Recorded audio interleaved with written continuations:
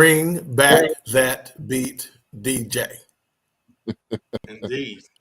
That's the official DJ of the Fourcast and the network. Thank you, Golden Eye Creations, always giving us something dope every single. All right, H-Rap. Every single show. Thank you, Alfred. Welcome to the Fourcast, man. We're back with another dope one tonight. Martin the Reunion, which is available on BET Plus. And if you ask, I mean, you should already know by now if you've been watching the show for any amount of time. It's a free trial. It's a free trial, people. Here we're we not go. interested in keeping BET Plus. Cancel that sugar. I canceled it Yeah, immediately. I'm paying about $723 in free trial shit every month. Hey, it's like that Columbia plan. You better cancel that before they start sending you. I sure did. Them I did that Bon Jovi CDs and canceled it right after it went off. I was the same way. But we're back again. Martin the Reunion, a historic show, legendary for the culture. Actually changed, I think, sitcoms as well. So we're gonna dive deep into that tonight. And this is the Fourcast, where we do things differently. We just do it differently. 4 different guys, 4 different perspectives, bringing it to you every Monday right at this exact time, 8:30, right after Man Talk Mondays, which comes on BS3 TV. And we're live on Roku, Twitter, Twitch, YouTube, Facebook, wherever you watch podcasts is where we're live at. So as we always do, let me go to A-Trap first. How you doing? I'm good, man. No issues here. Good. All right, Doc. Oh, I'm next. Okay. Let me this. I need to give a love. I need to give a little love to one of the shows on BS3 Network. Okay. They just had a show so powerful. I started to say to the Fourcast tonight, y'all handle it. I'm just going to be re-listening and re-watching this show, and that's Man Talk Mondays. They had Dr. Rod on there. The name of this episode was Daddies, Do We Need Them? And when I say, think about all the powerful guests we've had on BS3 Network.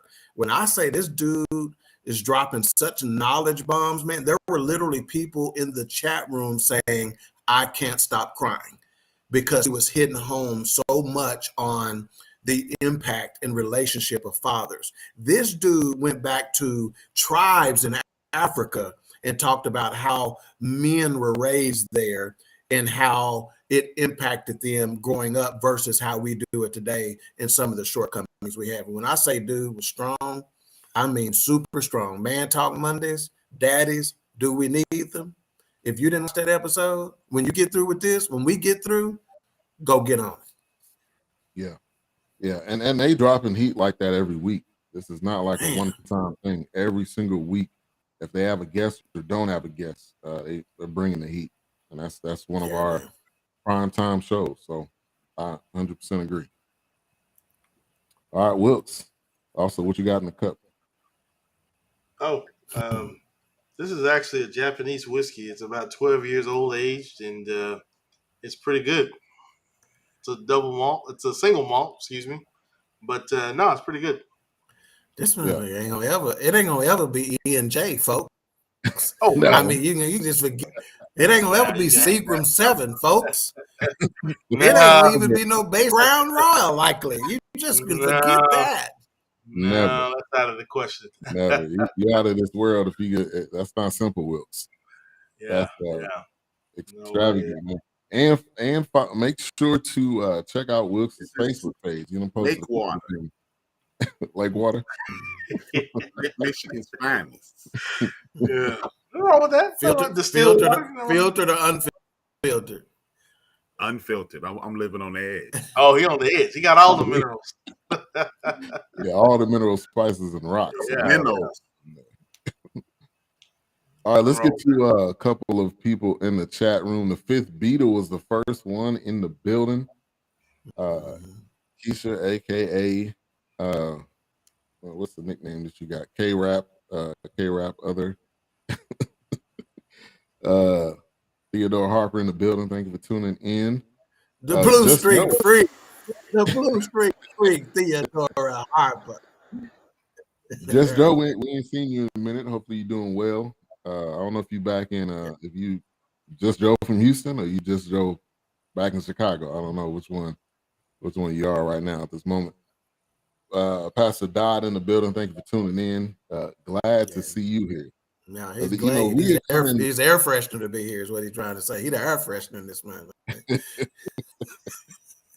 We love the reoccurring guests. He's glad to be here. Shit. Well, I'm renewed to be here, then, man. Thank you, Wilkes. You know I do the show. You know I do the show for you, baby. Yeah. Our guy Overton Claiborne, thank you for tuning in. Living single, Overton Claiborne.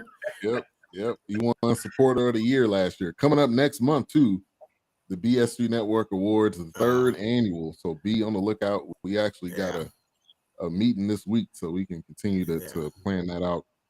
And the baby queen in the building, she said, "Hey fam, thank you for tuning in. I love seeing your posts. You always posting something either funny or something thought provocative. So appreciate the post on the daily." Yeah, that's Bronx Mama. Yep. Mm-hmm. All right, so 30 years. I didn't know it was that long. 30 years, either, man. Martin. Me either. Number one, I'm getting old. Y'all older. And number two, man, time flies, man. Time does not wait at all. It don't wait. So let's get into some initial thoughts. I think we already know, obviously, what the show was about. That part we don't need to talk about as much. But A-Trap, initial thoughts going into this. What did you think it was going to be? What was your thoughts when you heard about the Martin reunion show? When I heard about it, I thought it was going to be super, super dope. One of the funniest shows, like you said, it's one of the funniest shows ever on TV. Perfect cast, and you know what? I think Martin was the last dude that made regular old TV. Yeah. Yep.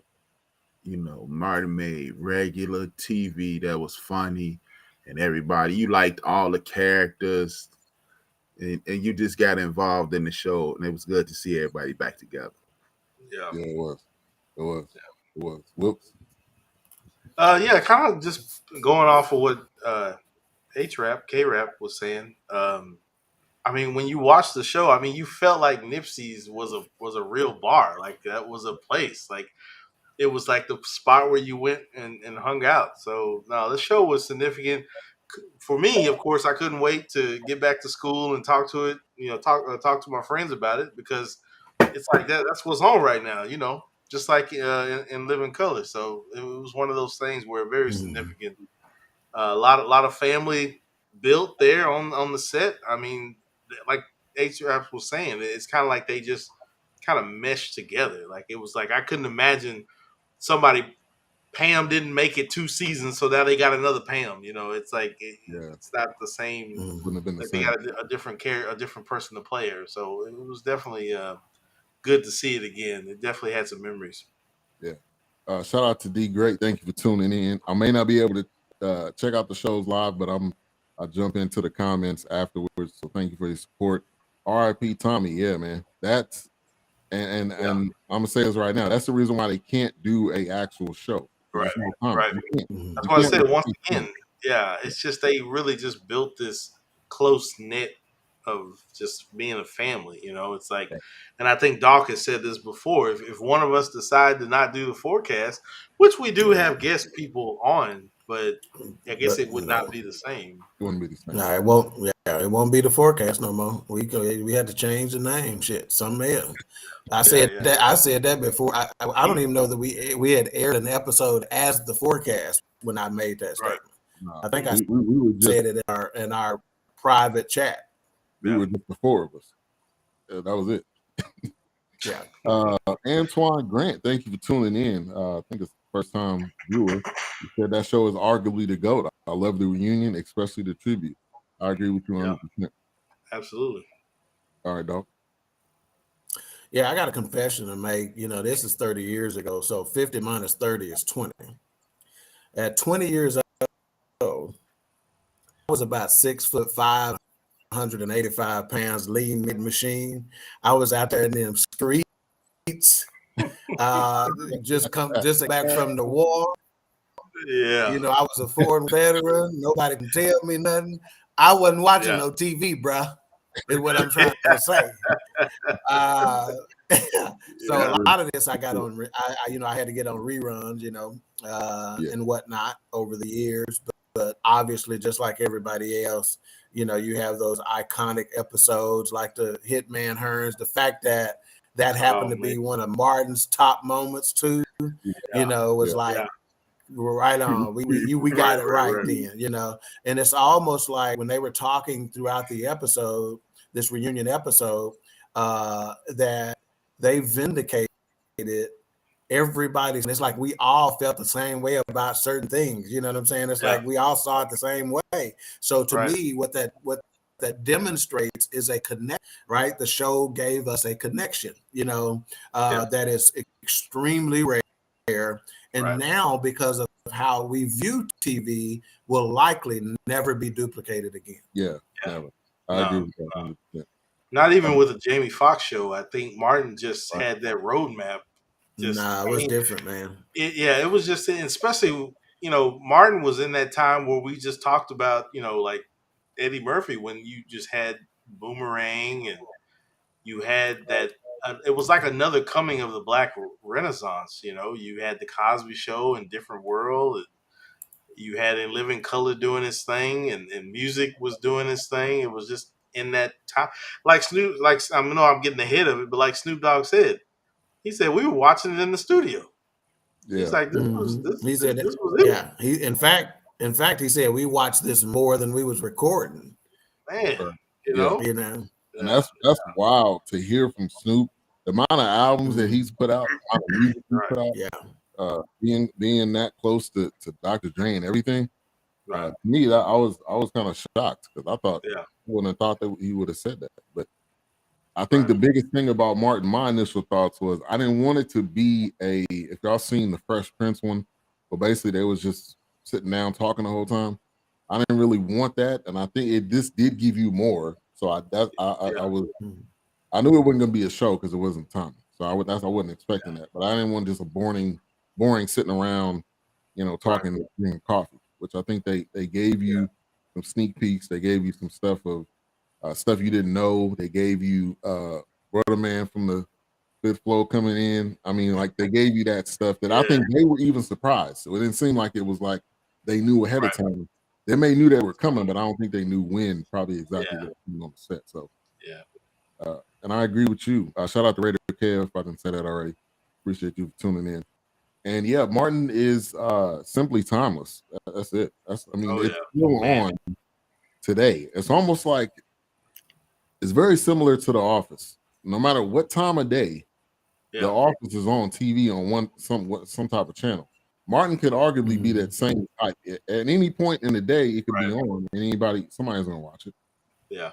CJ. I think one of the things that made it that way and the way we're describing it, and it's the first time I'd heard it or considered this, is that he basically said, I took a sitcom and married it with a sketch show, So these sketch shows like the Dave Chappelle shows and then your regular sitcoms like the Cosby Show or whatever. He's like, I took those concepts and put them together. So a lot of what we were doing on sitcom was actually sketch comedy. And when you think about it, you're like, you know what? He's right. That was just a sketch that they did, just a skit that they did, but they did it in a way where it merged it in the sitcom. And I think that unique combination, Martin Lawrence is just a genius, man. I'm telling you right now. Yeah. He's a genius. When they talk about how he came up with the show, this dude is a comedic genius, simple, pure as that. Yeah. Antoine says, minus the last season, I think he's talking about Gina. Martin and Tanisha had their issues off screen, and there was no Gina. The writing was subpar that last season. And honestly, I say I don't remember the last season because I think that everything that led up into that season was so great that one season to me didn't. I think that one season was needed because, like I said, if they truly, I know it's gonna sound kind of weird, but they really became a family on the set. So without them kind of airing out their differences, of course, the drama behind the scene, but I felt like it was giving you a small peek into, you could tell the family was broken at that point. Mm-hmm. And it just took time to work through it. I think that season was very significant because it showed that, man, if we don't have Gina or if we don't have Tommy, we can't really continue this thing. So we've got to slowly put it out of its misery. But I don't know. I think that last season was needed because it was a family oriented bond that they had there. You could see there was a fracture there within the family. Yeah, I think that's a fantastic perspective, Wilkes. Shout out to Mika. Thank you for tuning in. The show can never be duplicated. I agree. And this is one that I said we had to do because it is. We all know Martin. It's not. There's not somebody that says, "Oh, I don't know Martin." It's in the culture. You're in the culture. You know Martin. Man. Martin. Now, if you're outside of the culture, maybe you didn't, but that's from you. But all skin folk ain't kin folk. Right. And stop inviting everybody to the damn cookout. And don't put no raisins in there. In the potatoes out. That's getting thrown in the trash on site. Varnell Hill was my favorite episode or top 3. Did you miss me? Yeah, that was Andy Davidson. And like they said, we needed to see young black love. I think we needed to see that. Yeah. But also we needed to see us on a show and just us.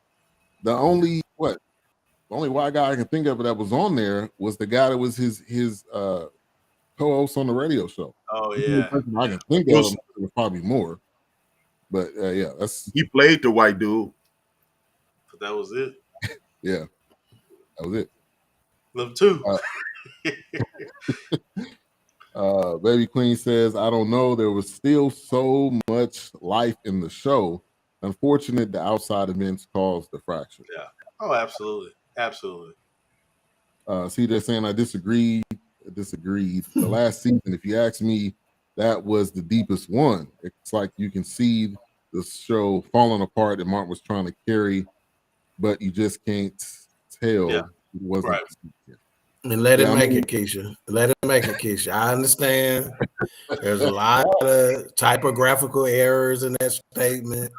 I understand. Just let it make it, please. Yeah. We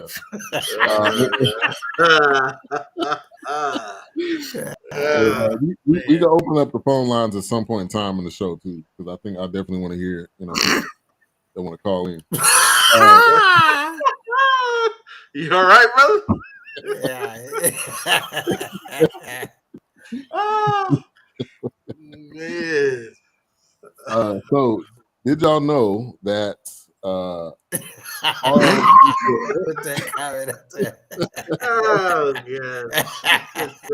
You said shaking. Yeah, because she was trying to not to go to the phone. She wanted to type it in so bad. But you called it out. You called it out. Good job.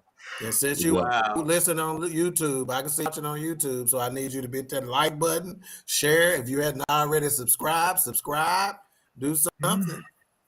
Yeah.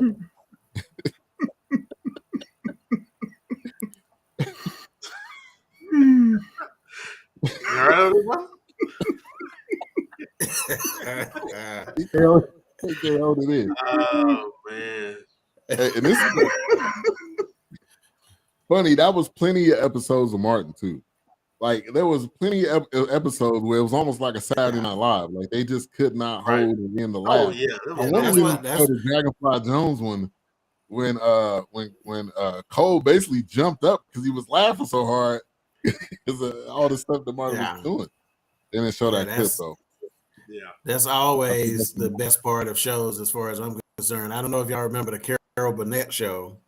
They talked about that, and they said that's one of the reasons what that made that show great is because and you could watch it. Right. A-Trap, you remember watching that show? And And Tim Conway used to crack Oh. them. They could not, when Tim Conway was on set, they said they could It was not over. hold it together with him. And Harvey and Korman too. they said they just quit trying to hide it at that point because they're like, we can't Yeah. do it. We'll Let have it go, 70 takes. And he was We'll have 70 stone takes. Yeah. Right. Oh yeah. And he was That still was him. stone face. And He just was- watching I- the I- video. He just be like, he'd still be in character, and they be turning around and Yeah. holding that. Oh, it was face. several times Harvey Korman just did what Fell out. A-Trap just did. He was like, and he just let it go, man, because he couldn't hold it. Yeah. You can't hold that. So I think that's one of the I beauties experienced to- that watching the Right. reruns, watching the Yeah. playbacks. It's just like they can't hold that. Hell, with Yeah. Bob Newhart. Bob Newhart would be so straight faced, dry humor, and people were like cracking up. We were like, "Come on, man! Like y'all just ruining the man joke. You can't hold it together." But it was just one of the Tim Conway. Oh yeah, that dude was killing it. That was that real TV, man. Yeah, there you Martin, you know, we always talk about like athletes. Could they play in this time? Martin could have been on TV.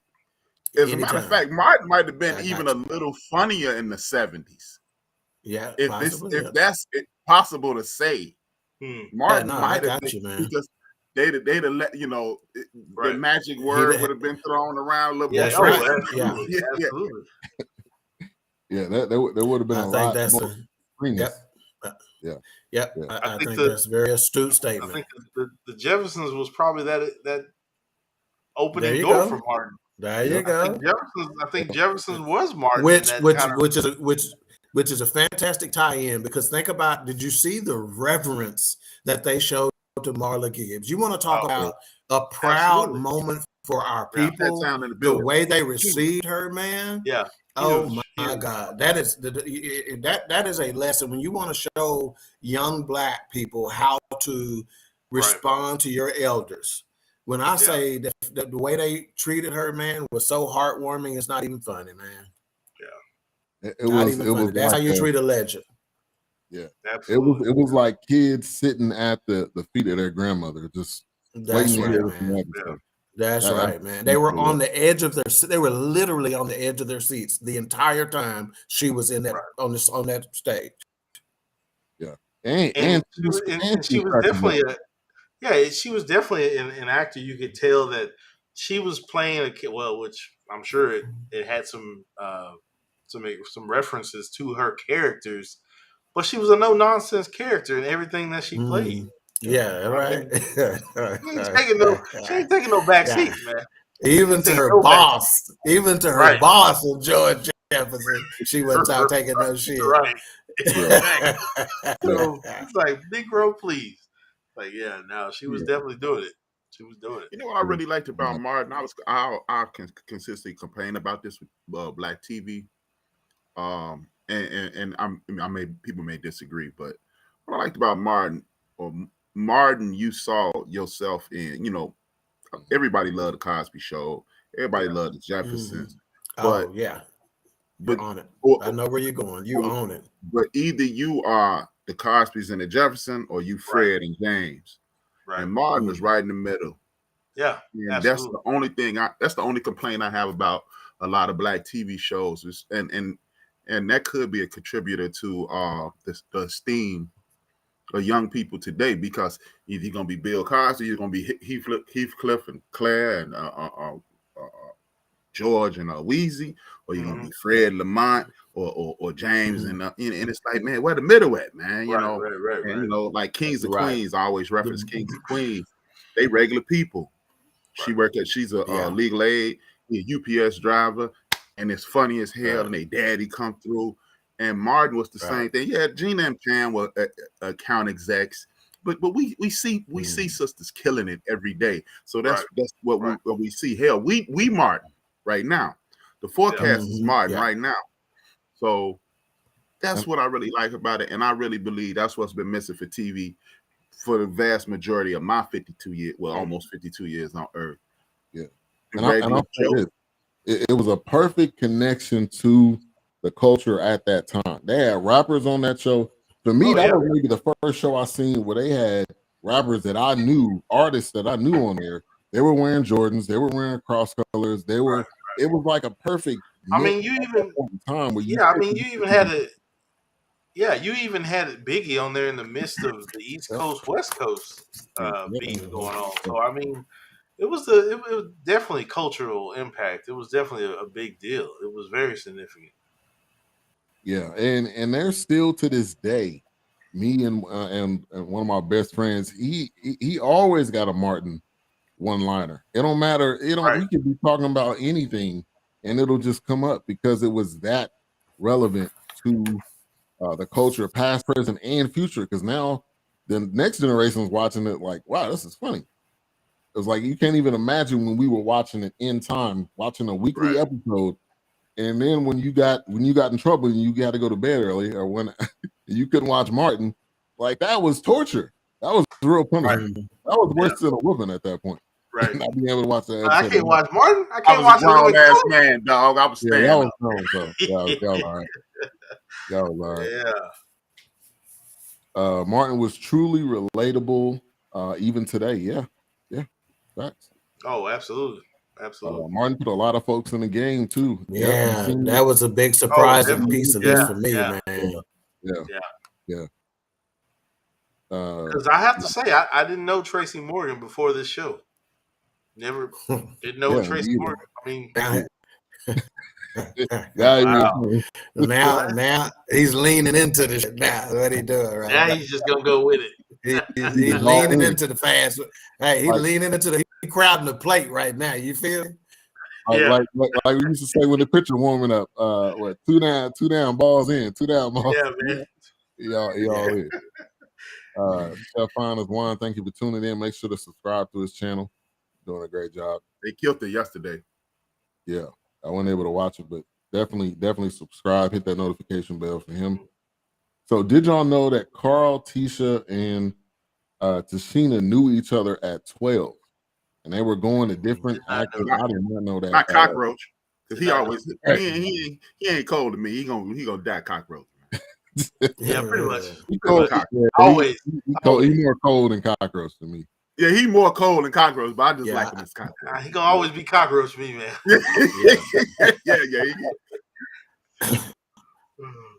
Yeah, I had the idea that they knew each other at such an early age, and as soon as I heard that, I said, "Oh, that's where your chemistry is coming from," because they had that connection, and it translated, And Martin didn't even know that Pam and Gina, or Tisha and Sheena were roommates, and when he first got on, and so he hired Gina first, right?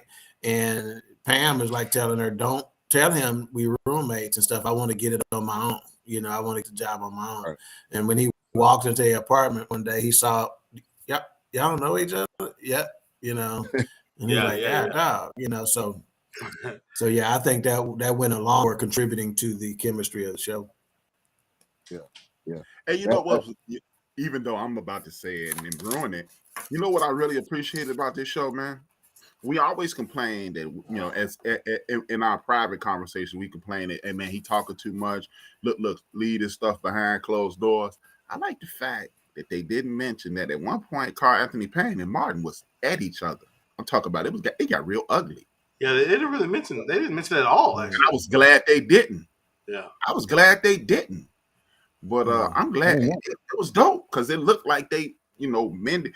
Maybe the loss of Tommy fixed it because when somebody transitions, you start realizing like, hey man, it's kind of petty. Yeah. This is really petty right here. Yeah. And my favorite thing about this is everybody's doing well. It ain't the traditional sitcom where one of them smoked crack, one of them went to jail. Everybody doing well, man. That's what I really appreciated as well. Yeah. And they all had good things to say about each other, about what they're currently doing, and so it wasn't messy either. Because if it was going to be one of them reality type things, I probably would have turned it off. Favorite episode?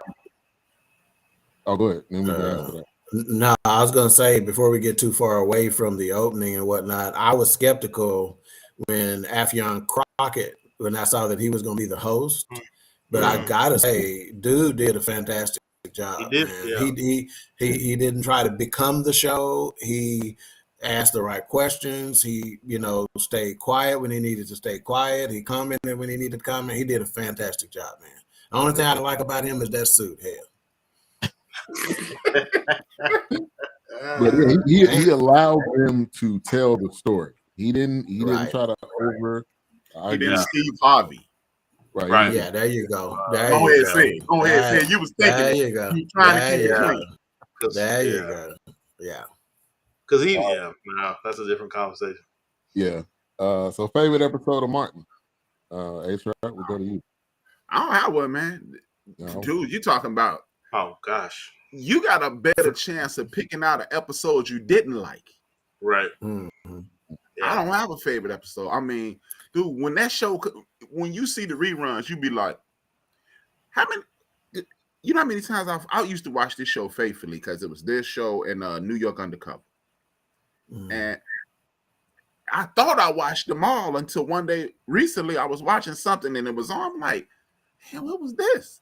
And it was funny. It was funny like I had just seen it that day, and it was funny like it had aired Thursday. So I don't have a favorite one, man. I mean, this was insane, man.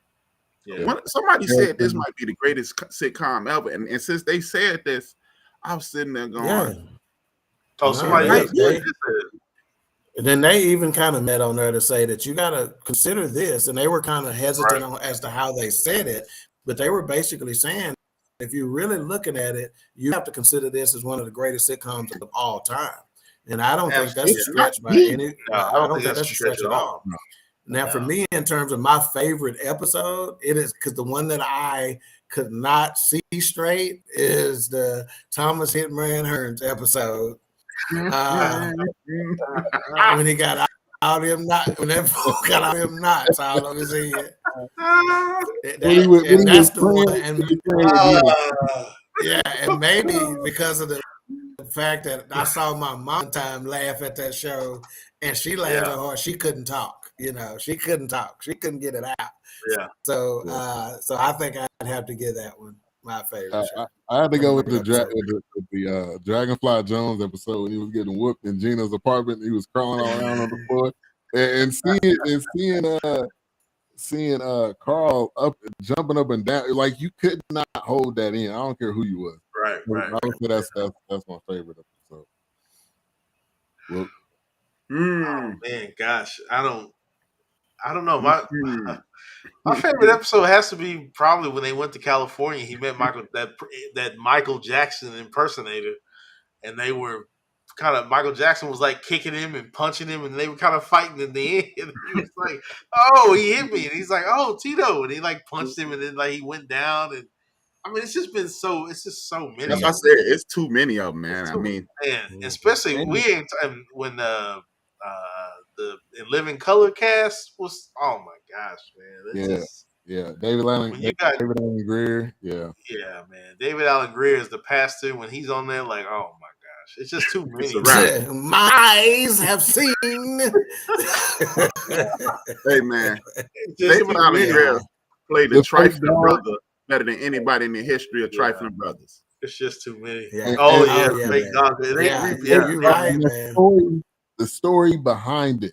They wanted a real dog, and they got a fake Rottweiler from Great America from Six Flags, basically. It's just too many, man. And they all scrape the surface, like. Yeah, and see, to talk about the genius part of Martin in that episode, they said, that he was talking about, okay, if you're gonna give me a fake dog, is it gonna be weighted, to where if it'll sit and stuff like that. And they were like, and they said, so when he made it sit and it fell over, and him just said, lay down, or whatever, just real quick. And they said he did that so smooth, like, God, dog, this joker, It's that quick, rapid. But for Keisha to say, Keisha talked about Varnell Hill, Hollywood Swinging with Varnell Hill, which is Tommy Davidson. And when I say, until I saw him on this show, I had no idea how underrated that cat really is. Tommy gosh. Davidson is underrated, man. Yeah. That dude, man, you think about what he did on in Living Color and on this and on some of the other movies and stuff he done played. That cat, man, is underrated, dude. And you give me somebody who's got a better impersonation. What's his name? Part of the Rat Pack. Sammy Davis Jr. Sammy Davis Jr. You let me tell me somebody who's got a better impression. Than him. You know that dude. And people sleep on his stand-up. I actually seen one of his stand-up. I don't know if it was with the Shaq when Shaq used to do that, or I think he had his own, and we died laughing. The dude is genuinely funny, and I think that again talks about the show. Yeah, Reverend Lonnie Love, Leon Lonnie Love. Yeah, and I agree with this comment too, by Mika. And yeah, they were all hungry at that point. And they talked about what they bought when they got their first check, which was they all bought a car. Martin was already pulling up in different whips and a motorcycle. Right, yeah. Was Def Jam? Well, he had House Party, but was Def after Jam? Def Jam. It was after Def Jam. He stopped doing Def Jam to do this. Okay, that's right. I couldn't remember if it was at the same time.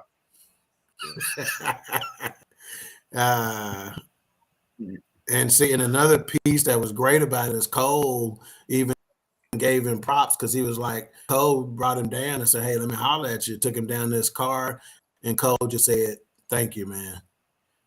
Thank you, man. Yeah, right. You know, and Martin, instead of eating that up, he said, all right, man, cool. He goes, now go get you a house and go invest your money. Or, you know, he immediately started mentoring him, talking about, you know, that's fantastic, but don't, you know, still go get your stuff together and do this and do that, you know. Don't lose sight, yeah. So the opening, people were saying they thought it was Kid Capri. I didn't know who it was, but it was. I never knew who it was. Kid Capri. I never did know. It was actually Cole, which I didn't know. Well, Pam and Gina didn't know either.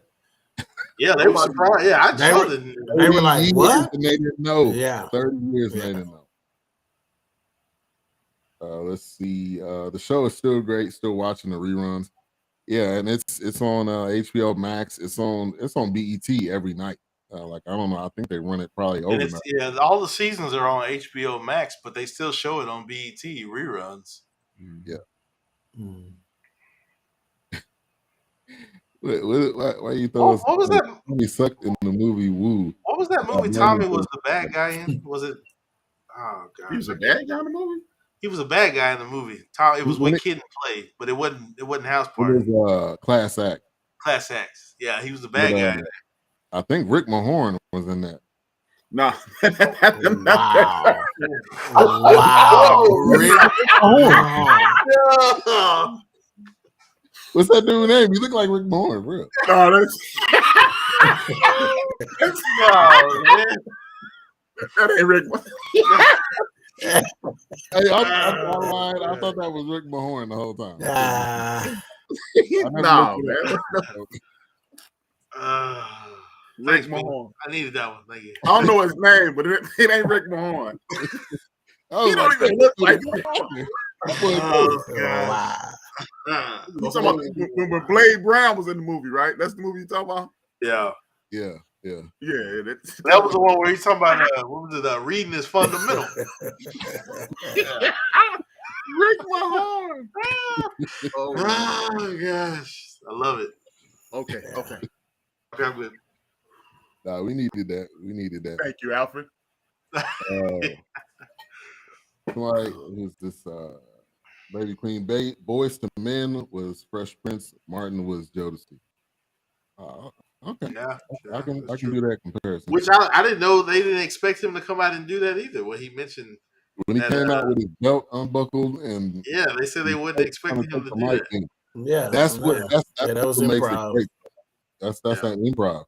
And I'm sure they had to always, if they were coming on the show, they probably had to look over their shoulder because they didn't know what was gonna happen. Even the cast didn't know what was gonna happen. Yeah, but even Gina said when he would do Sinead, she would just do things on purpose to just kind of like get him riled up, real close to him. Yeah. What'd she say? Step back. Get out of my space. And I like what Affion Crockett said. You thought that was you didn't think that was Martin. You thought that was an actual person named Shanae. Right. Because the characters, he was so involved. He did the character, I'm not gonna go that far. He did great. But you knew it was a man. You didn't know. I saw Flip Wilson, so I knew it wasn't Martin. It was believable. Geraldine. Yeah. Big Shirley.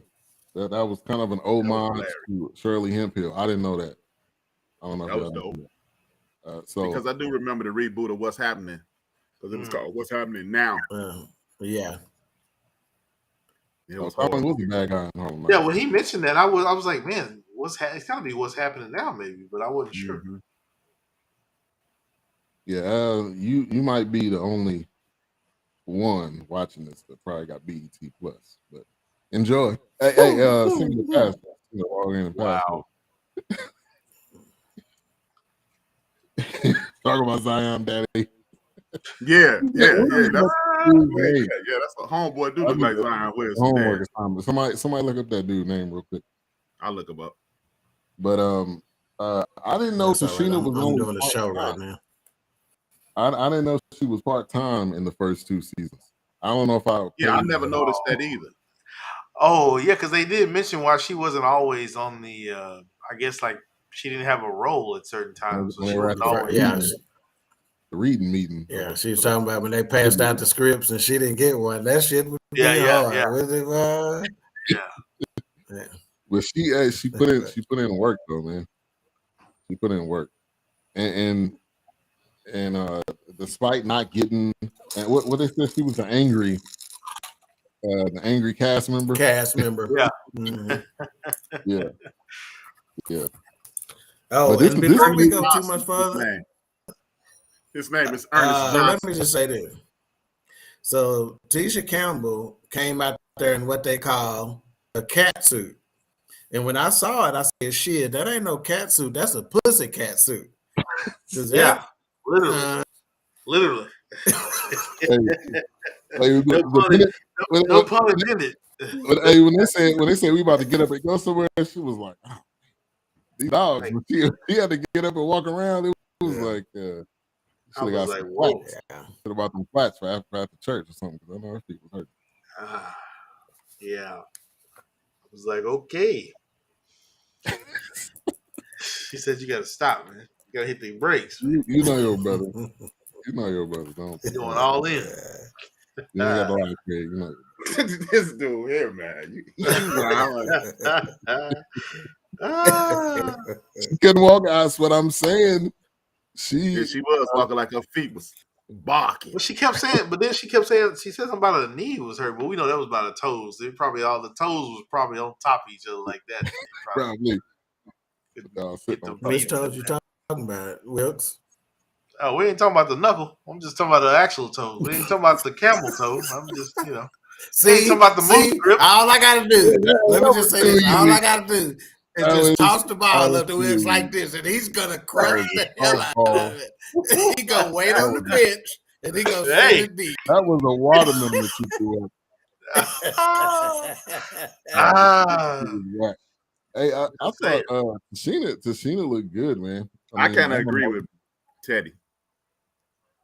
Agree with Teddy? Oh yeah, about that cat suit. Yeah, it was. I was like, "What is happening?" She was like a fat guy and a little coat to me. Well, to be perfectly honest, I've never really thought she was that attractive. To be perfectly honest with you, I just never did. She's not ugly by any stretch of the imagination, but she wasn't like. I ain't never just said, "Damn, she fine." I ain't never thought that. Right. No offense. Respectfully, I offend ass or not. You should have worn an overcoat with that shit. Yeah. I have to say the first. I was like, wow, what is she wearing? But I was like, she was the only one. She seemed like she was reaching on that one. Everybody else seemed comfortable.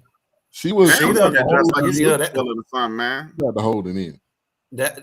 That's why when A says, what I like about it is nobody's really on bad times, so to speak, like some other sitcoms, right? Right. Well, I'm gonna tell you what I thought, especially looking at some other images of her. I think the situation with her and her ex-husband, Dwayne Martin, I think that took a toll. When I say she aged the most out of all of them, as far as she has an illness that blew her up. The medication blew her up on that show with Damon Wayans. Oh, My Wife and Kids. Shit, I'm not she has an illness, and it blew her up. And she's actually about 55, 60 pounds smaller than she was. So actually, shit, I got illness too. Shit, I'm addicted to honey buns. But what the fuck that? No, she got a real illness. A real illness. Actually, she looks way better than she looked when that thing set in on her. Yeah, and I'm really not talking about her weight. I was talking about how it aged her face. There's some images that you can go see, and I'm like, man, you can tell she's aged, and maybe that's connected to the illness just as well. But I got a feeling that situation with her and old dude. Yeah, that marriage probably. I mean, marriage take a toll on you too, and she I think she had multiple kids, with him too. So. She just said same doc on some episodes. Arnold was looking way better than Tisha. He was really who Country Craig? Is this from no, that ain't got nothing to do with that. Ain't none of my folks. You sure? Yeah, shit. Yeah. He said, y'all need to get y'all life together, and y'all phony and jealous. Y'all see a therapist. Y'all acting about nothing. You watching though. You watching though. So we appreciate her weight. You know what? You know how Keisha's hand was shaking earlier? My hand shaking right now. I want to let dude have it. I really do, but I'm gonna let him make it. Shout out to Al High, man. Thank you for tuning in. What's up, fellas? Hope y'all doing well. We doing well. Hopefully you doing well, man. In fact, with Al on here, I actually have that directly to do with Al High, because at the beginning of the show, Affion Crockett asked Martin about the pressure that he was under, for the show to be a success and whatnot. And so Martin says, yeah, there was pressure. He goes, but you feel the pressure, but you don't pay attention to the pressure. So when he said that, I immediately thought, disrespect your senses. And Al High, you feel the pressure, but you don't pay attention to it. Your senses gonna tell you this shit is rough, this shit is hard, but you disrespect your senses. And I thought that's what Martin was basically illustrating. She has pulmonary sarcoidosis. And if we do want to talk about put this Negro comment on the screen real quick. Please. Yeah, we did already, but go ahead, put it back again if you want to. Put this Negro screen. Put this back on the screen. Does anybody know who this is? First of all, I don't, because I don't know who it is. It must be somebody new that just came across the show. Get out but of here. that's why you don't address ignorance, because for him to call us phony, you ain't gonna get no more genuine dudes in your life. Right, exactly. You don't even know nothing about us. Hey, but we lighten them up. Right. Yeah. I mean, now look, this hey, baby, this I'm not talking about us. I'm talking about other people marriage and the toll it take on people. Hey, Erica, I know. Baby, I know. I know. Let's see. Keisha said Wilkes got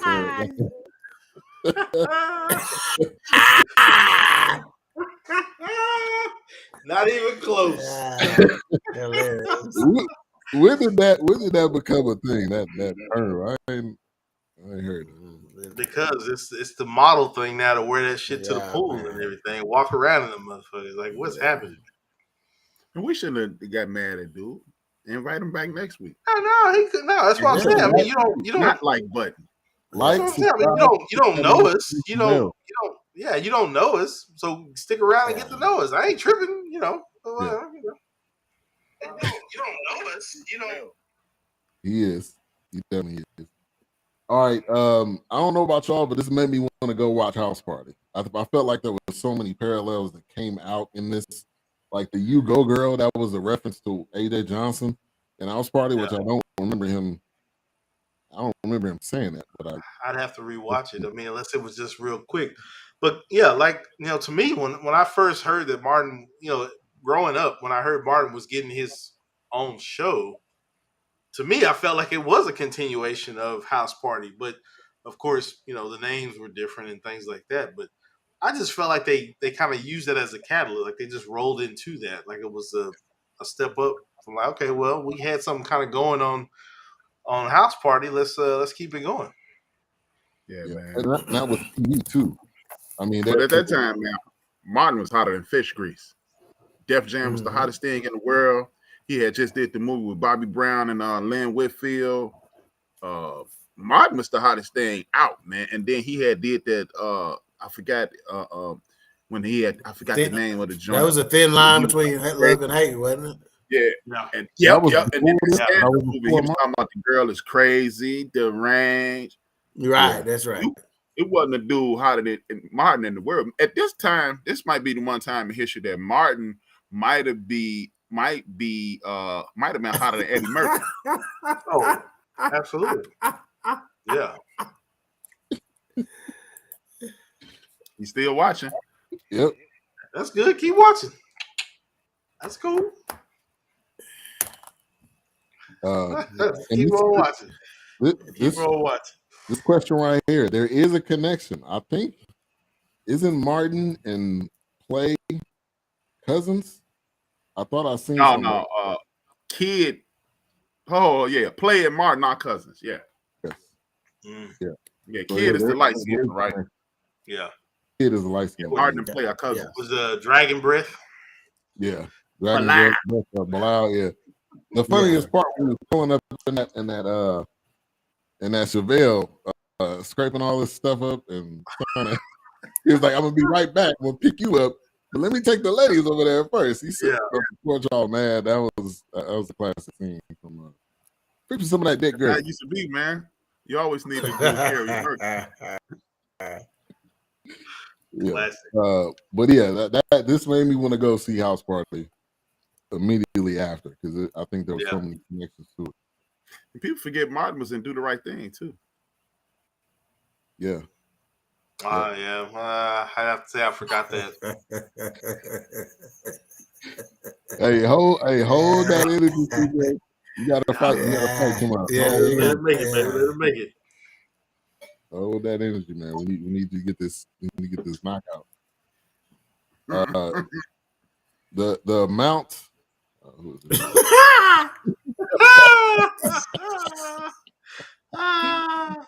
Yeah, that YouTube beef. I love it. Well, we thank you. Keep watching. That's cool, man. Got those every day of the week. It's all good, man. It's all good. The one-liners in Martin, obviously there's so many, but I think that's in people's everyday terminology. Right. Like, it's oh man.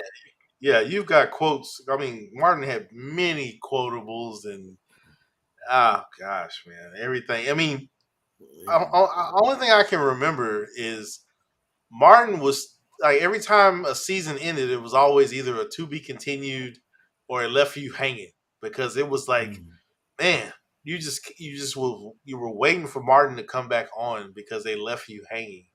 They left you hanging when he went to the monastery. They left you hanging when they went to L.A. Man, it was just so many different moments where it was just like, man, this show is just comedic. It's perfect. It's just. Were there any other? I don't really remember. Maybe you guys can help me out besides Tommy Davidson and David Allen. But were there other comedians on here? I don't really reckon. I didn't know if there were other. Yeah. Homeboy. You got Tracy Morgan. Well, you got Homeboy, who was the garbage record producer. He a comedian. Okay. Oh yeah. A bunch of comedians on there. Bruh Man is a comedian. There's There's a bunch of comedians on here. Who really legitimately couldn't get through that window. That wasn't no act. If y'all couldn't tell. Yeah. No, that wasn't no act. Exactly. That's what I was thinking too. Oh, man.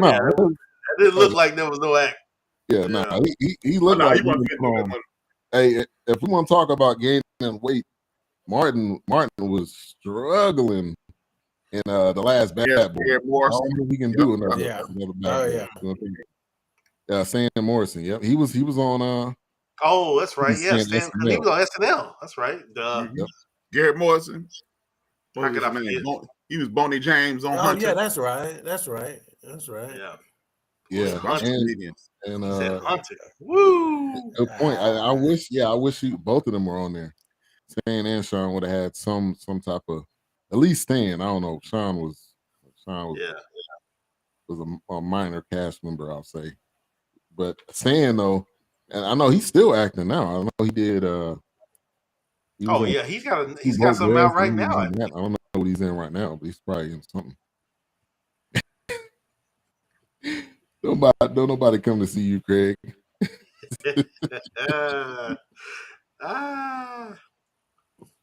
So let's don't start tripping, Craig. What Smoking said, don't start tripping, Craig. Yeah. Don't trip. So let's open up the phone lines as we continue to talk. They talked about the Brian McKnight episode, which that was like real tears and Tichina, like, you wasn't really crying, was you? I mean, that was real legit tears. Yeah. That was that relatable. That was that relatable couple that this was the place to be, Mark, man. I mean, yeah, it was you see, Brian McKnight pretty much thanked him for his career. Right. Blew up. He said that album wasn't selling more than 1 million copies. Certainly he did. said 200,000. Right. He said it wasn't selling any more than it wasn't even close to 1 million copies. Yeah, it wasn't even close. Yeah, it was 200,000. Yeah. Richard Pryor was on the episode? I must have missed that. I don't remember. I'd have to read. Man, I've seen so much Martin. You're gonna remember. You're gonna forget. Like I said, man, that's why it's too hard to say, "Hey, this is my favorite episode." Yeah. And see, like Myra, I didn't know Myra was the lady at the DMV, but then end up being the lady at the nail shop. At the nail shop, and girlfriend. And she was Stan's girlfriend. That's right. That's right. Girlfriend. She was Craig, the landlord. She I couldn't tell that. Lady. Yeah, I couldn't tell that was Nipsey. Myra is also the lady that James Evans called a skank. She was Sweet Daddy girlfriend. That's right. She was in the game. Savannah Jones. Yeah. That didn't look like Nipsey. I was like, I mean, that's a saying. Speaking of James, so that's another nod and homage that Martin gave on the show when I can't remember who died, but he goes, damn, just like James, just like Florida did. His mom. That was his mom. That was him doing that as his mom, right? I think. Yeah. When the bird died. Not my mama biscuits. Not my mama biscuits. Yes. Them ragged ass peas. Yeah. I ate everything except the regular peas. The way Bro Man came in too and did it in that voice, I thought that was dope. Right. I mean, even like I said, in the monastery where he was a monk and he had like the half afro, I still say the dog that jumps in the water loses the bone that's in his mouth. I still say that because it was just Martin saying something crazy. And it was like, where did you even get that from? It's like he's just being Martin, man. Just being silly, man. It's so many quotables in the show, man. Is he on the radio station? All right, we got a caller on the line. Is Craig on the phone? It better be Craig on the phone. Nah, it ain't Craig. That kind of guy don't have the guts to call. Thank you for calling in. What's your name? What you want to talk about?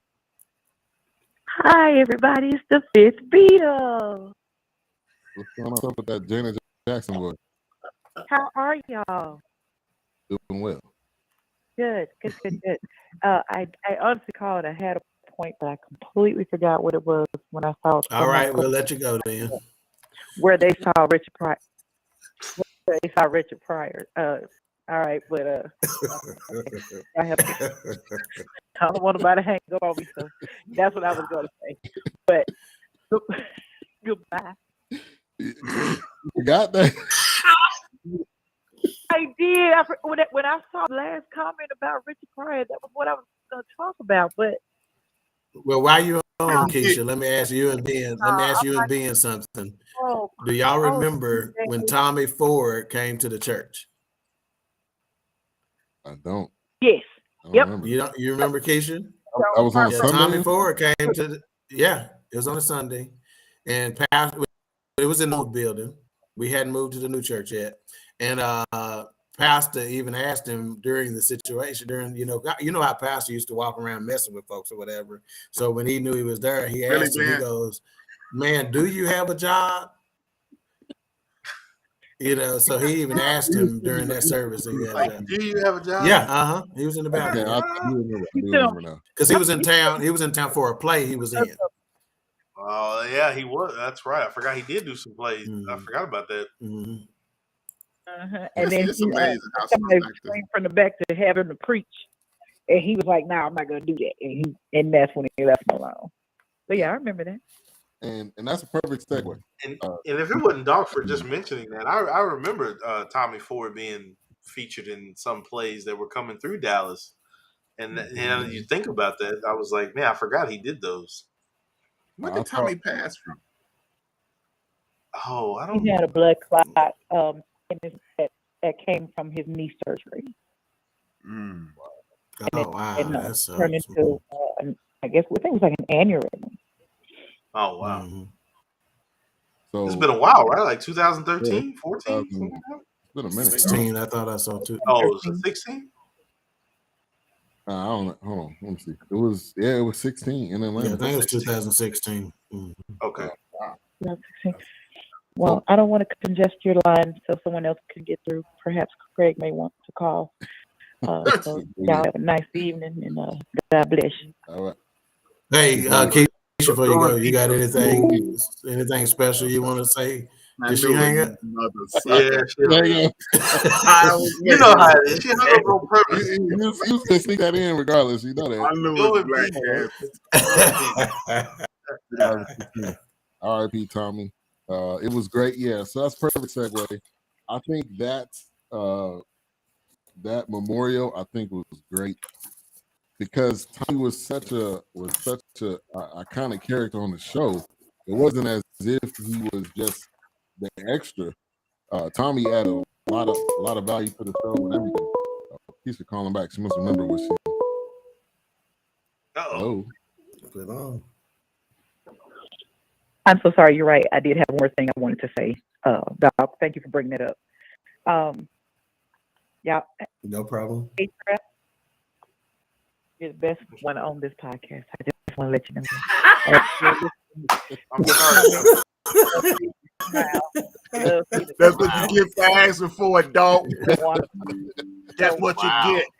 That's right. That's all I want. Wow. Ben, hang up on the ass right now. No, don't hang up. Let her talk.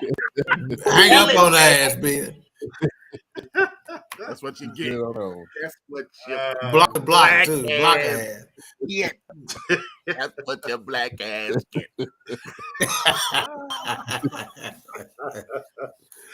Oh, man. All right, get to the touching tribute, man. No. Let's talk about that H-Rap part again. But that's what you get. I thought that was my boy. I thought that was needed because obviously, like I said in the opening. Oh, y'all talking about the show. We're not gonna get a Martin reboot without Tommy. You can't do it. No, I think to add that in there, I think it was well needed, and it was a perfect touch. Yeah. You know what, man? I don't want to know. I wouldn't care if they brought Tommy back. I think that reboot thing, I ain't seen it work yet, man. It just be super whack. Like, what's happening? Yeah. What's happening now? You do it now, man. These ain't songs, man. We don't need nobody to remake these joints. Remember they tried to do the remake of All in the Family and had James Evans playing Archie? No, man. Oh no. Horrible. It was straight morning breath, Jack. No. It can't work like that. Well, there's one reboot. There's one reboot that was good, and that's Big Blacks, Big Racks. So part 2 was actually better than part 1. Thank you, Wilkes. You know I do the show for you, Wilkes. It's all for you, Wilkes. I'm through with you, Jack. I'm through with you, Jack. Volume 3, baby. Volume 3. I'm through with you, Jack. Man.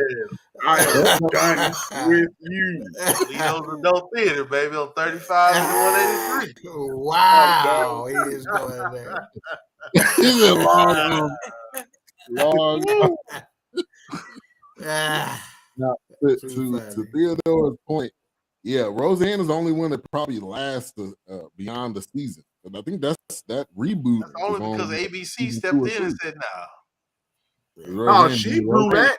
Roseanne killed that with the racist comments. Well, that's what I'm saying. But then ABC was like, "Nah." The show's still going on without her. Yeah. Can't that, can you? Check it out. So on the Tommy tribute, let's talk about that a little bit. So one of the things that I really liked, and this is a good time to bring this point up as it compares to the Fourcast, right? So his wife acknowledged when she was speaking that he was acutely aware of the healing nature of laughter, right? And so what I wrote down, I said, you have to show an appreciation for the sacrifice these dudes make to be the butt of my joke. So when I was talking about the Fourcast, I'm like, think about how often I pick on y'all, or I pick on the queens on Queen 3 and King. And it's like, it's because this is bigger than us at the end of the day, right? You know, it's not about us. It's really because we are trying to get that medicine out there. You know what I'm saying? In terms of that laughter. And so to find out that Tommy really understood that, and the fact that he led the cast in prayer before each taping was just mind-blowing. And I said, how many shows do you think are doing that today, where you got somebody leading the cast in prayer before the show, you know? No. And actually, before the show even, I want to say when they had the best of Martin moment, I think maybe that was mentioned, how he would, pray with the cast before, they did a segment or went on the air. So that's big. That's definitely big. CJ, hey, correction. I didn't watch it, but I heard that French reboot was dope, and they actually got it is. That's right. A Martin reboot on the same level. That's not funny. It's dramatic. Oh, really? Yeah. Okay. Yeah, you're right. So I guess you're right, A-Track. We could consider that a reboot, but let me put it like this. The reimagining of the characters, like Jeffrey, was after I watched a few episodes of that, I went on Facebook and said, shit, I want to be Jeffrey. Not Uncle Phil. Jeffrey's so cold. I still haven't watched it yet. Oh, trust me, Wilkes, it's worth your time, man. It is worth it. Check it out. It's on Peacock, right? So I'll check it out. See, I can't watch TV with commercials no more. Shit. Come on, the chick they got, that they got playing. I hope she old enough. I hope she old enough now. But the chick they got, I think Jones, whatever her name, that chick got her playing Hillary, and they made Hillary a dark skinned chick on this too. And I'm like, ew, need a little of that chocolate on my ice cream. Stir it up.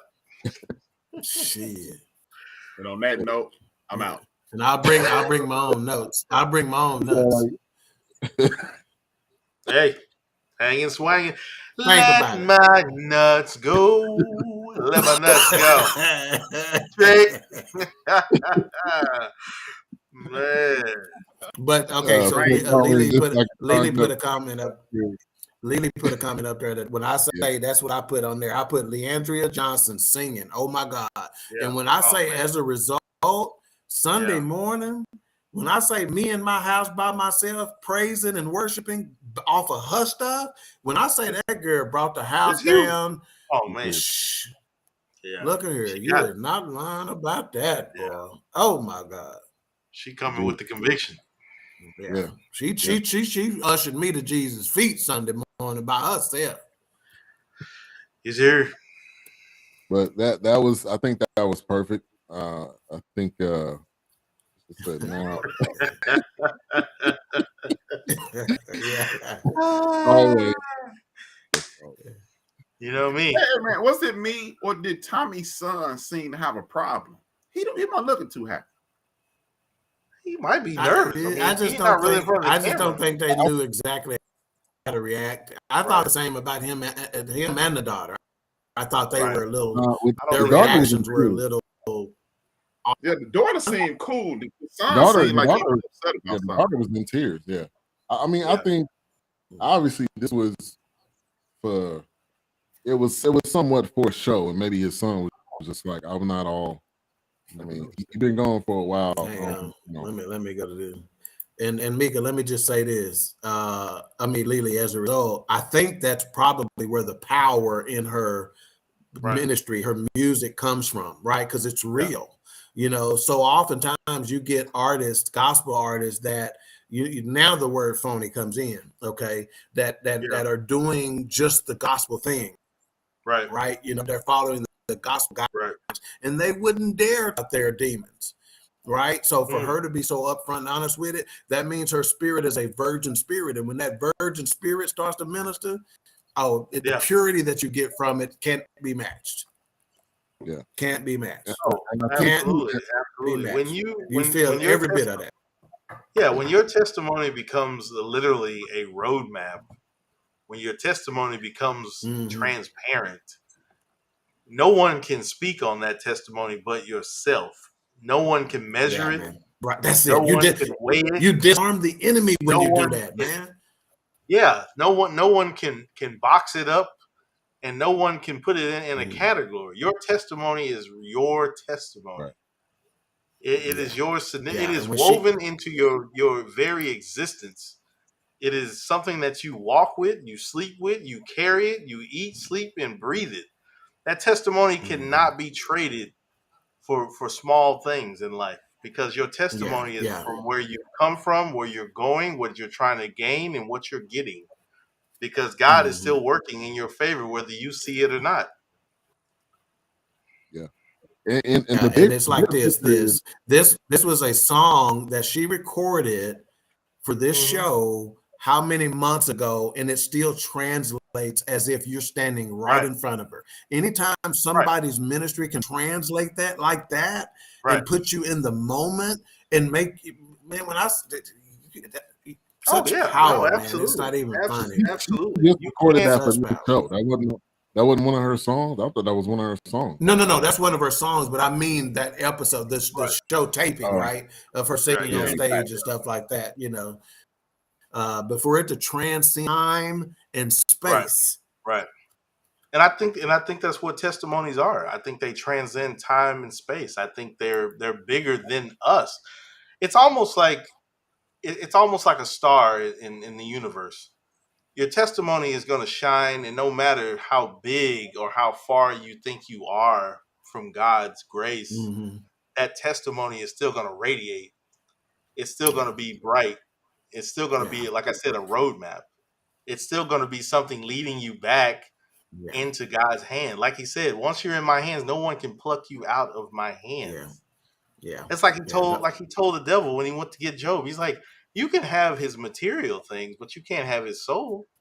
Yeah. His soul is mine. Yeah. So it's one of those things where your testimony is just, it's inevitable. It's great. It's going to always be tied to you. Yeah. Don't run from your struggle. Yeah. Oh yeah. No, disarm it.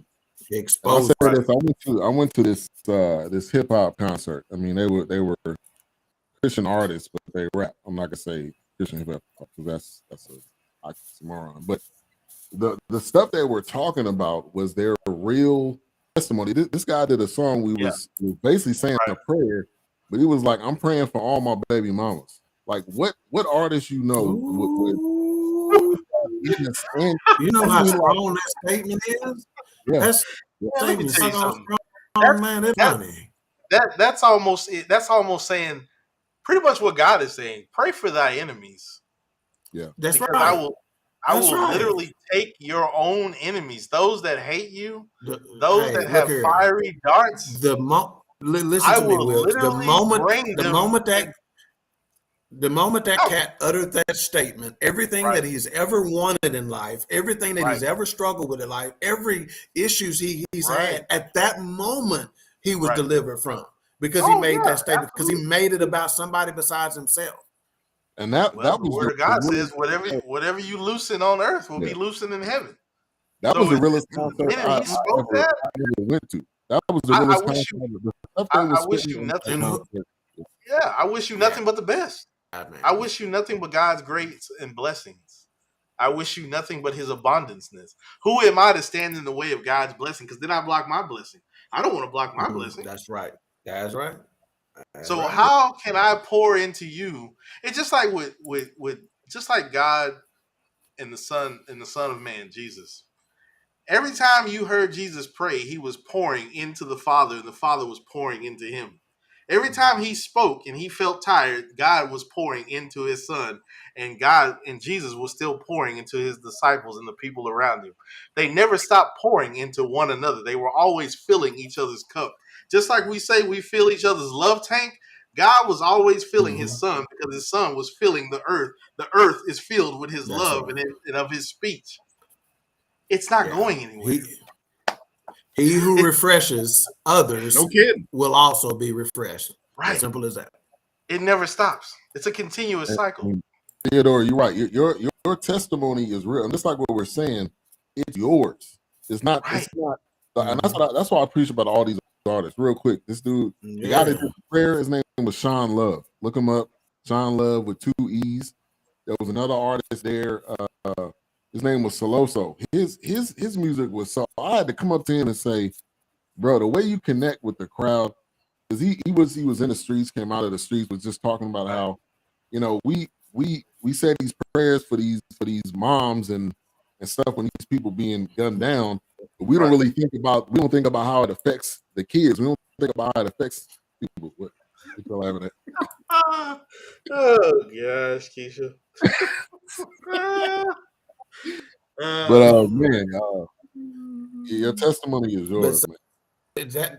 That's right. So don't give somebody else power to tell your story. You tell it. And the vulnerability, there's power in vulnerability. So when you open up like that, again, it disarms the enemy, but there's so much power. You become empowered yourself when you put that out there. You become somebody completely different when you put that out there. This is my struggle. This is my vulnerability. Right. This is what it is. Then because what can anybody do? The bigger thing is we all have a struggle.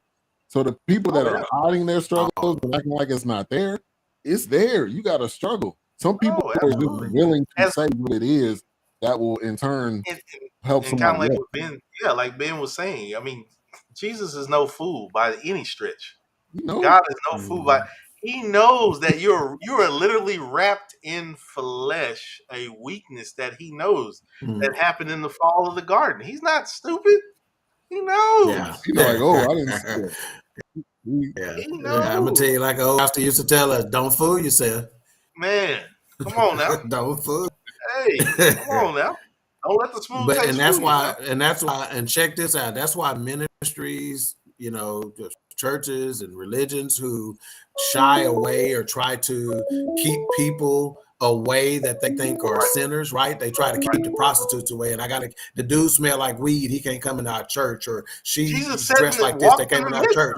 Well, I'm telling you right now, you're blocking power from entering into your space. Those virgin spirits, I'm telling you, man, when you bring them in, that's where the power that they have, if they release their testimony, look here, man. CJ. Hello, the lady in the story's book. Hello. What's going on? CJ? CJ. Charge of prayer right quick. I know I gotta keep it like PG, because y'all got real godly. You know what I'm saying? All of a sudden. No, you missed what Dog just said. He was in the midst of weed smoking and sinners.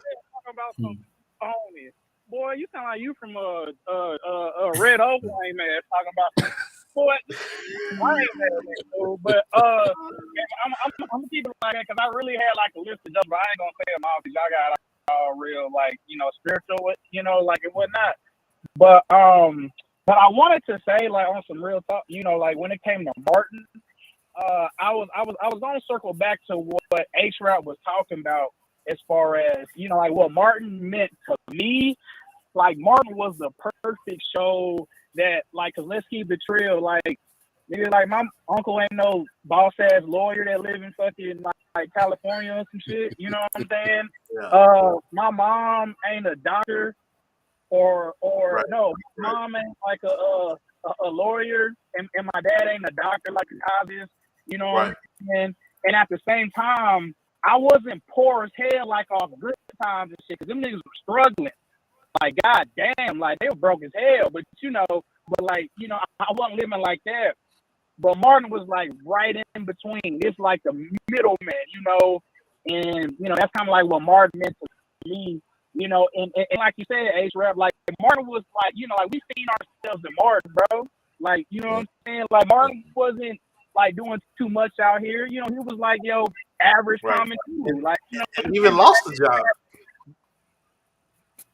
Huh? I said he even lost his job at the radio station, remember? Yeah, he did. Yeah, he did. And that's like some real stuff. Because I felt like with like the Fresh Prince of Bel-Air, even though I liked it, it just wasn't relatable. Because like not a lot of brothers can just go, to stay with their rich ass aunties and uncles. Like, what I'm saying? And like I was saying, it's just a lot more realistic, and that's what I appreciated about Martin. And I mean, yeah, bro, Martin for life. Appreciate you, CJ. All right, hold on, but right quick. Craig, you still on this network, nigga? Don't you ever talk about BS3 like that, nigga? Let it make it, man. He listened. That's a viewer, and I go into that YouTube matrix, that YouTube algorithm. He only said Trill once. Right? I only heard it once. So he moving up. All right. I wanted to get to this. They talked about the characters that Martin did. What is your favorite character of Martin on this show? I say Jerome in the house. I say Jerome in the house. I see. He was more. Yeah, it's gotta be Jerome. He was more current than most of the damn cast. Now check it out. When I say Jerome, especially A-Trap, listen to this. You remember Lenny from Good Times. My name is Lenny, and what you want, I can now. So that's who Jerome remind me of. I think those are the same dudes, man. Yeah. Jerome was Lenny me Sweet Daddy. Sweet Daddy. Oh yeah, I forgot about Sweet Daddy. That's right. Yeah, Jerome could have been a main. Him and Shanae could have been main characters. They could have done a spin. They could have been a spinoff. Because they were on there more frequently. They were on the MCM suit on, Jack. Yeah. I mean, even at the Players Ball, I mean, it was just that's it, man. Jerome and Shanae were on there so much. It was just, gosh, man. I don't know if you could. Yeah. I thought I heard think something. If you polled the world, they would probably say Shanae because I had more pub out there, so to speak.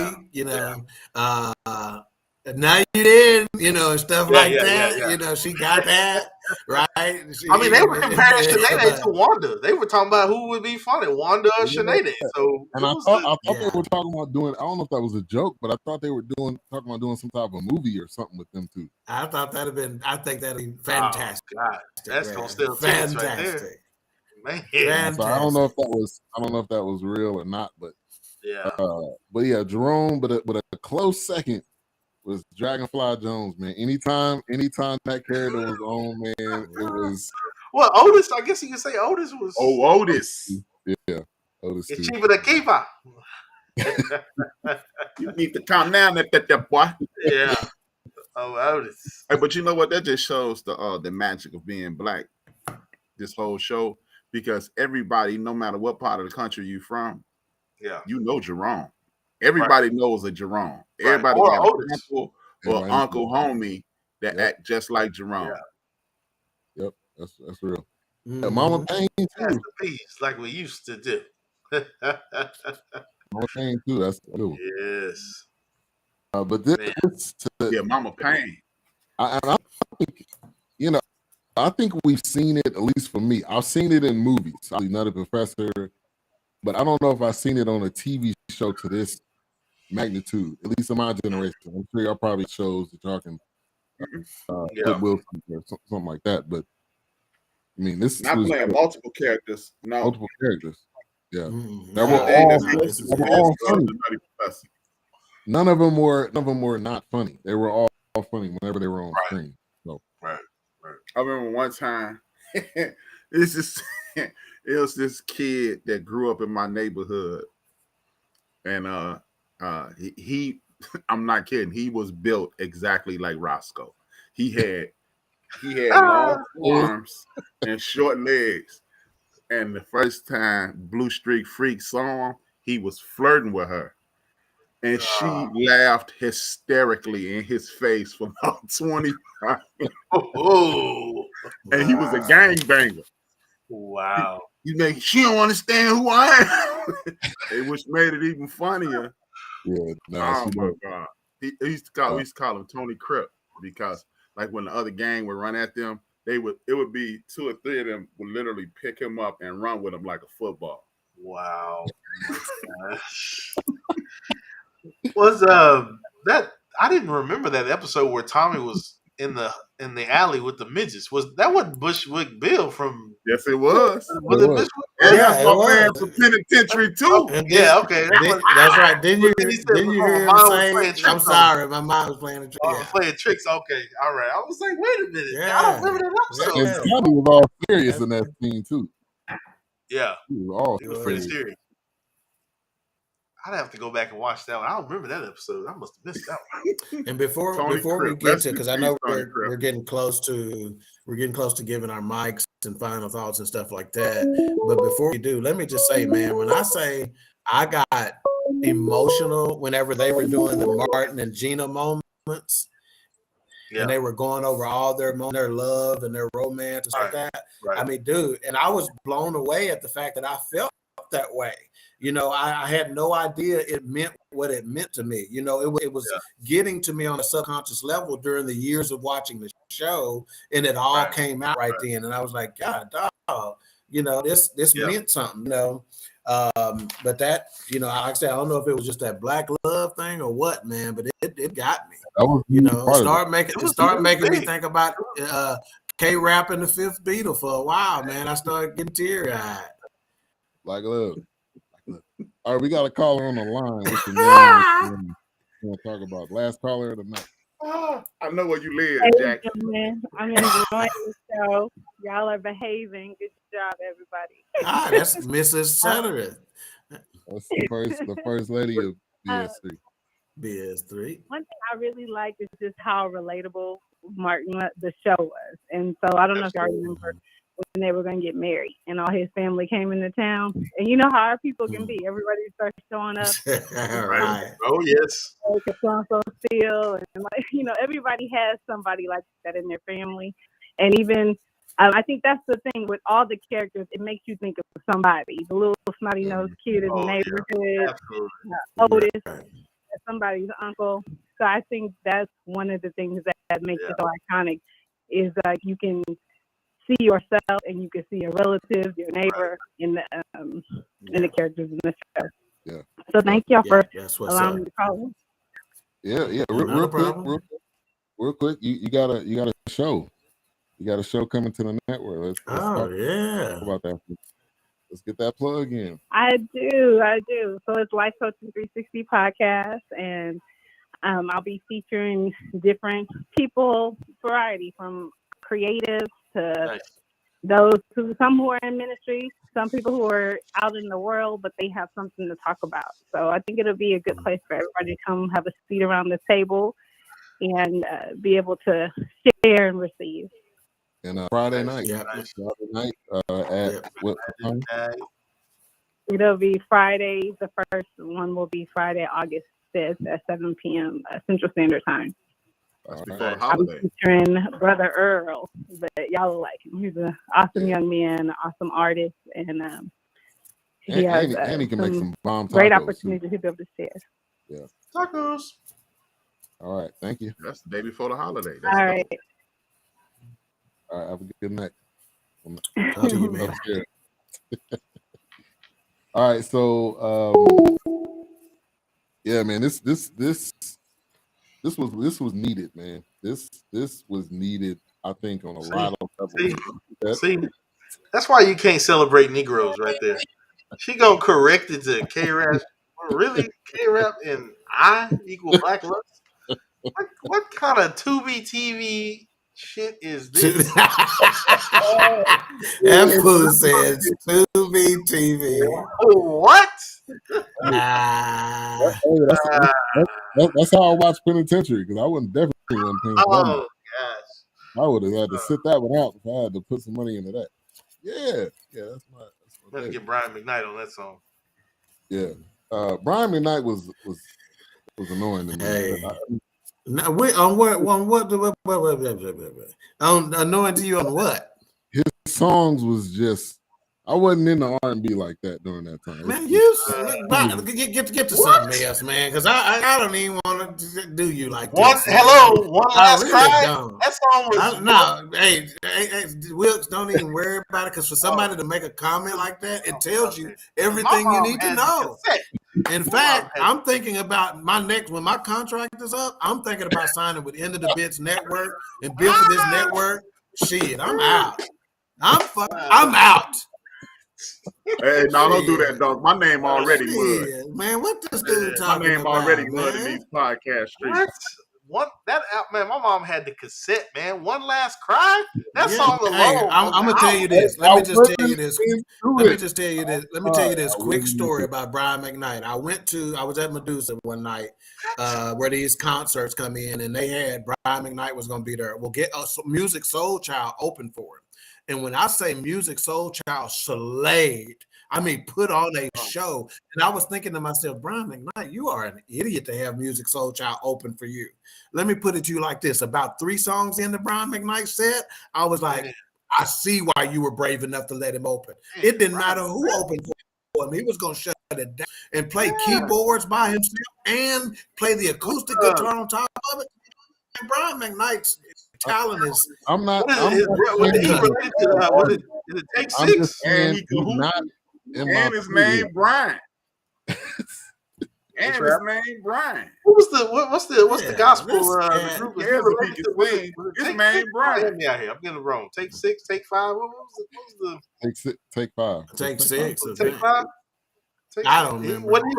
His brother you got after 7, before 6, take 5. Hell, I don't know. Something like that. 112. I'm like, it's in his jeans. I mean, come on, Ben. What you saying, Ben? Come on, man. You say he wasn't in the R&B. I'm with Ben, man. Because during that time, I was boycotting them singing. I was boycotting them singing chumps too. But I wasn't in line. This comment says it. Ben, you tweaking, bro. Simple as that. Tweaking. I wasn't in line. Thank you. That's why I love you. We Nas fans over here. What they got to do with R&B, man? I'm with Ben. What Illmatic got to do with R&B? I'm not saying he was a bad artist. I'm just saying I was not in line. Brian McKnight. I can identify that with that, Ben. Only reason I like him because his name was Brian. Ben said he was in that NWA. He ain't got time for none of that other shit, man. Like Redman said on his first album, we went with that punk smooth shit. We all together. Oh man. No. All right. What's this comment? Well, now that's what we doing. But now that Keisha said that, look at what the missus got to say. I need you in the comments. Every Monday night. I can't. And I'm singing every song loud. Wow. What she say? Leo season's coming. You are already loud, so the song is here. Yeah. Yeah, It's here. Oh, trust me, my daughter will be 10 on Thursday. I already know. All right, fantastic. Yeah. All right, let's All get right, to the man. let's get to the ratings and final thoughts. Martin, the reunion. If you haven't seen it yet, you have to. You think, oh, it's nothing there for me to watch.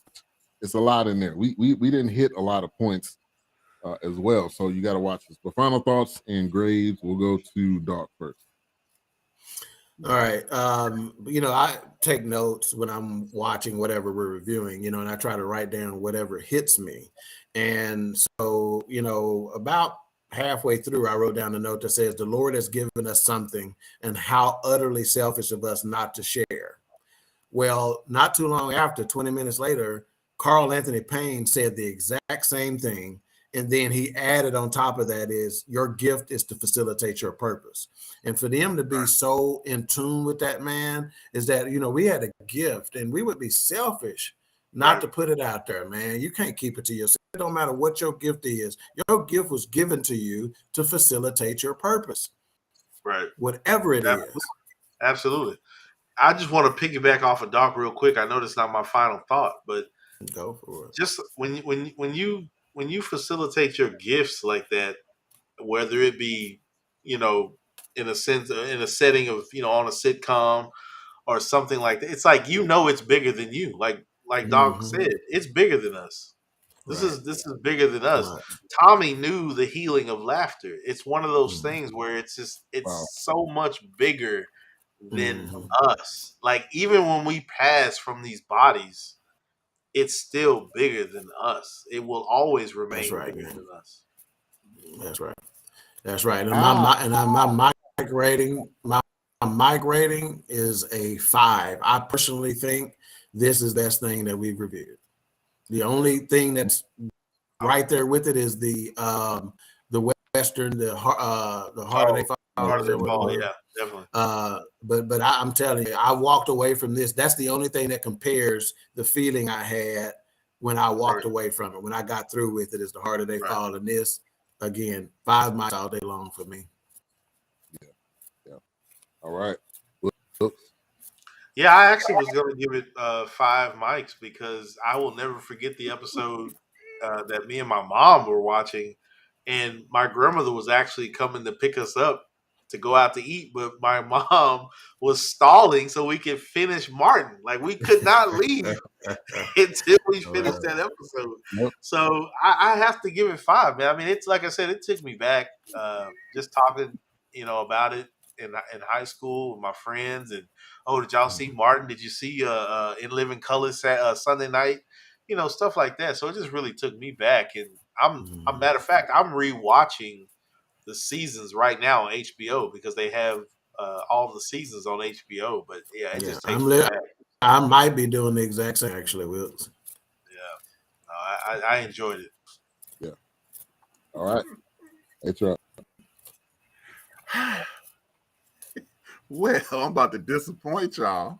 I give it 2.5 mics. Oh, that's cool. It was solid. I like 2.5. Yeah, I think it was just okay. I think I enjoyed the Martin show. That's what made me go, oh yeah, that was cool. But it didn't do it for me. No, that's okay. I think the way they rolled it out, even like I can't be, and I think maybe was saying, I was hoping we weren't just going to get them sitting around talking and all that. So for the people that they had come back, to tell their story, to tell how it unfolded, and how the cast saw it and things of that nature. I think they did. I don't know that they could have did a reunion show any better, to be perfectly honest with you. Yeah. That's your day. I was just like ho hum. I love the show, so I love seeing it. I love going back, but it didn't grab me like that. Yeah. Now the show was, like I said, I think this might be the best sitcom ever, and I think I don't want to conflate the show with the reunion. Yeah, we get that. So, 2.5. Yeah. All right. Ben?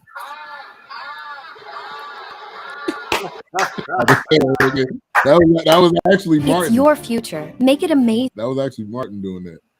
But man, that laugh was iconic. Yeah. Oh, absolutely. For me, I like this behind the scenes type stuff. I'm the guy that watches the movie, and depending on what it is, like the harder they fall, I want to define everything possible to see the details. So I'm gonna give it a 5. I was on the edge of my seat really the whole time, just because I like this kind of stuff. And then the pop up and the different people that came through. Tracy Morgan wasn't able to actually be there, but hearing him on his side, so I got to get you almost made shook me a little bit, A-Trap, with that 2.5, but I'm still gonna give it a 5. I think it was well needed. I agree with you. Oh, wait a minute. Wow. We got some dissension. We got some dissension in the rank right here. Ooh, Love in Paradise. So we gonna get a new album from Summer Walker come out off this shit here.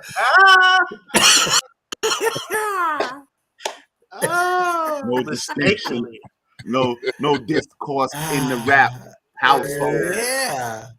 Somebody call Summer Walker. We got another breakup album we need to ask to write in a minute.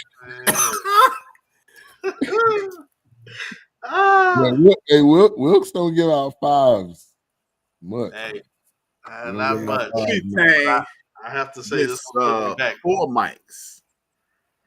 He changing? No, I never said it was a 5 mic. See, I just like the nuance of Pootie Tang. Sadate, man. I thought you said it was a 5 mic at one point. Oh, no. I never said Pootie. Let's not get carried away now. I love Pootie Tang, but because I love it, don't make it great. Yeah, man. This is something that I would probably watch again. Obviously on someone else's Amazon account, but I would definitely watch it again. And is Martin and I know there was some rocky times or that rocky time there. Is that the only show that's done a best of? Remember they had a best of Martin. Is that the only show that's ever done that sitcom wise? I wouldn't think so. You got with all the sitcoms that have been out, it's bound to have been a best of somewhere. Yeah, probably so. Like maybe Carol Burnett show, maybe, or the Honeymooners. Yeah, probably. Right in the kisser. Right in the kisser. One of these days. One of these days, Alice. Straight to the room. The Fresh Prince one was all right to me. I think it was good to see him and the first one Viv reconnect, but other than that, I didn't. Martin had a best of, and then he had a reunion. Did Fresh Prince have something like that? This is a great point right here. Yeah. Martin's humility throughout the reunion. That is a fantastic point. I thought the exact same thing. And they from what I understand, Erica, not only did he allow them space to shine on that reunion, he did that throughout the course of the show as well. And he pretty much sat back and said, I'm gonna let y'all shine, because everything he said, it wasn't like a me, and I did it. It wasn't for me. It was none of that. So I appreciated that too. Yeah. And I'm really impressed with Martin as an individual after this, man. I really am. Yeah. Oh, she's saying Fresh Prince had a best of. Okay. I think I kind of remember that. Yeah. And I think this is when we talk about the fruit of our labor and the time that we put in. I think for Martin too, it was being able to see like, wow, this is something that we put together, and to hear other people talk about it. I think that was it was like a proud, like Papa moment. Like, this was my baby. How you guys were involved. Exactly. That core, there was no other people that came in. It was that core. Right. There was no other extra cast members. They didn't add no extra girlfriends. You never seen Big Shirley's face ever. You seen her arm. Right. That was probably some dude, but you never seen and then you had Tommy and Pam dating, so it wasn't like they added a whole bunch of outside people. What is this? Supposedly, is this a real show? Martin is horror. What's this night horror version of Martin or whatever that? Where Cole was looking, he was stalking Pam, or what? Did we see a trailer? Somebody shared a trailer. Then we shared a trailer in the chat. That's supposed to be real, or I think so. Gosh, it was weird. Yeah, it was weird. Yeah, I told you you're supposed to be doing a spinoff. It was like a darker version of this. It wasn't a comedic. It was more so focused on Carl Cole. Yeah. Him being angry that he couldn't get Pam, and it was more like a call. We gonna just being on the top. Since we're talk about Carl, we're gonna have to do Carl Winslow one day, I guess. Oh man, I couldn't find his hat. He was talking about he had a hat line. I couldn't find his hat line. They look good though. They look good. I rocked that hat. I couldn't find the headline. I have to look it up. Yeah, that I don't know if I can find that trailer. I'll send it to the BS because it was. But what it was on weird. the Shirley on the big Shirley thing, I think that another thing I liked about it, there were things that happened organic though, and her face not being shown was one of them. Right. You know, right. They're like, we didn't plan that, it just worked out, and we went with it. You know. Yep. Big Shirley was little. Well, even his mom, they didn't show his mom either. No, they showed his mom. Did they ever show? I didn't know they showed his mom. His mom was she one of the queens of comedy. She used to be the cook on BET Comic View. Oh, what's her name? Miss Laura or something like that. I thought they had her like just in the background. Oh, I'll tell you her name in a second. Yeah. His mom was her. I can't think of her called name. the moms. Yeah. Moms. Yeah. Yeah. All right, so we appreciate all the support. I'll say we because we all appreciate the return, the viewers and comments. I mean, that's what makes this show continue to go is the interaction. They showed her face when Cole. Okay. Laura Hayes. Okay, that was the only time. Okay, because I felt like they had her in the background, but you never saw her. But then I guess they did eventually. Because remember, she put Cole out. She did. He didn't have nowhere to go. He was sleeping on the couch, clipping them toenails. Oh yeah, even Gina's parents. The mom was funny. The dad, I don't know. They didn't have. That's all right. I'm rewatching the series on HBO. So yeah. All right, Nick came out of Martin. Angry Man. Yeah, I was gonna ask about Angry Man. Was he? I felt like I've seen him on other shows or movies or something, but he didn't really. I guess I felt like he was in like not like Harlem Nights type kind of movies, but I felt like he had cameos and things. Sit your ass down. Man, sit your ass down. The barbershop scene too. We didn't talk about that, but the barbershop scene. Oh yeah, the barbershop. That was realistic. What happened in the barbershop? You clown on people. The person that go down to the dude on the end and don't know how to cut. Right. No, yeah. Always. Yeah, don't go to the last chair. Be like on the bang bang. Come over here. Be like on Atlanta. You know, you like chicken? Your barber, you go to that last chair. Yeah, your barber leave you while you go across the street get some churches. He eat it over there, man, and then he come back. You still in the chair, like, yeah. Oh, you still here? Oh, I forgot I need to line you up. That's like barbershops, baby. Right. All right, coming up next week, Dave Chappelle's "What's in the Name." We'll be reviewing that. That is on Netflix right now. So that is going to be another good one next week. Thank you for the calls, Keisha, CJ. Erica, thank you for calling in too, and we will be back again next week with another fire episode. What's coming up tomorrow on End of the Bench? It is entitled "Get Ready." You gonna have Bishop T.D. Jakes on or something? Get ready. Woman thou loose. I'm scheduled to have my homeboy Sean Walker. He is running for state senator, and potentially, if things don't go right, he's gonna run for alderman in our old neighborhood. And I'm just gonna talk about the way these people have officially lost their damn minds in this country. This dude Nick Fuentes literally said in front of a cheering crowd, he does not want the country to go back to 1999. He wants the world to go back to 1099, when women couldn't be educated, women couldn't vote, black people had no rights, because this is a white Christian country. And neither. Right. Yeah. I Neither. that's what he said. Craig, you need to go after that dude.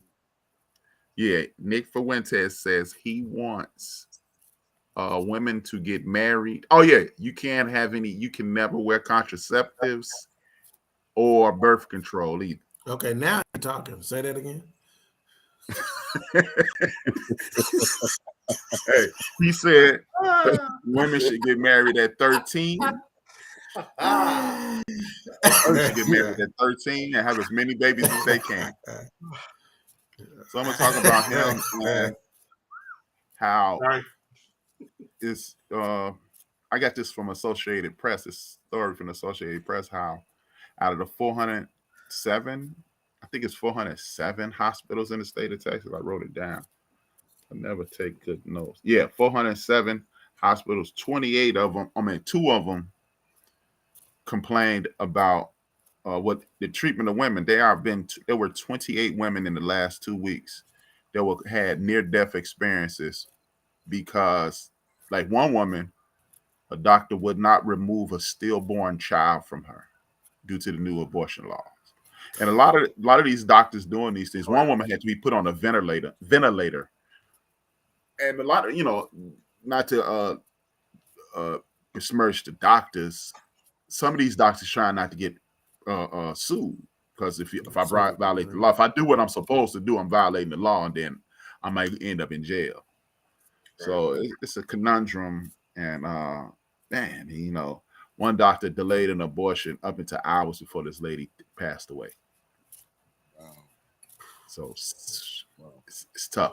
And 40% of those 28 women, according to this article in Associated Press, have ongoing medical issues because of these people. So better get ready. The fight starts.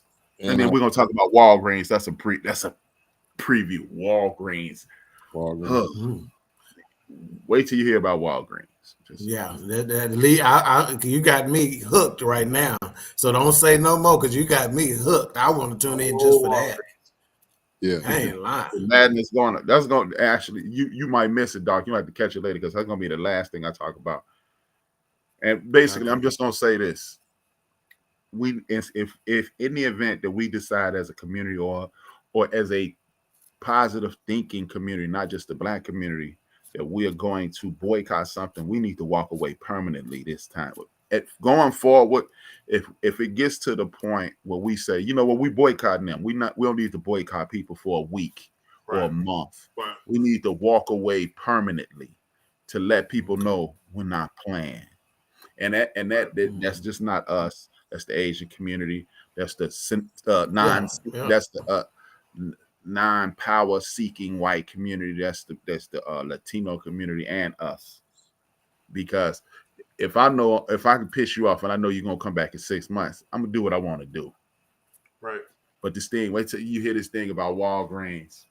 As a matter of fact, dog, I might speed the show up just so you can hear it, since you got interested. Mm-hmm. I might even switch it up, but this Walgreens thing, and people like Ted Cruz, this dude, he captained the Rudy Poo team.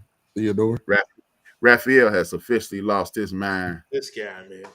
Yeah, Raphael. Dude, they are trying. It's in South Carolina.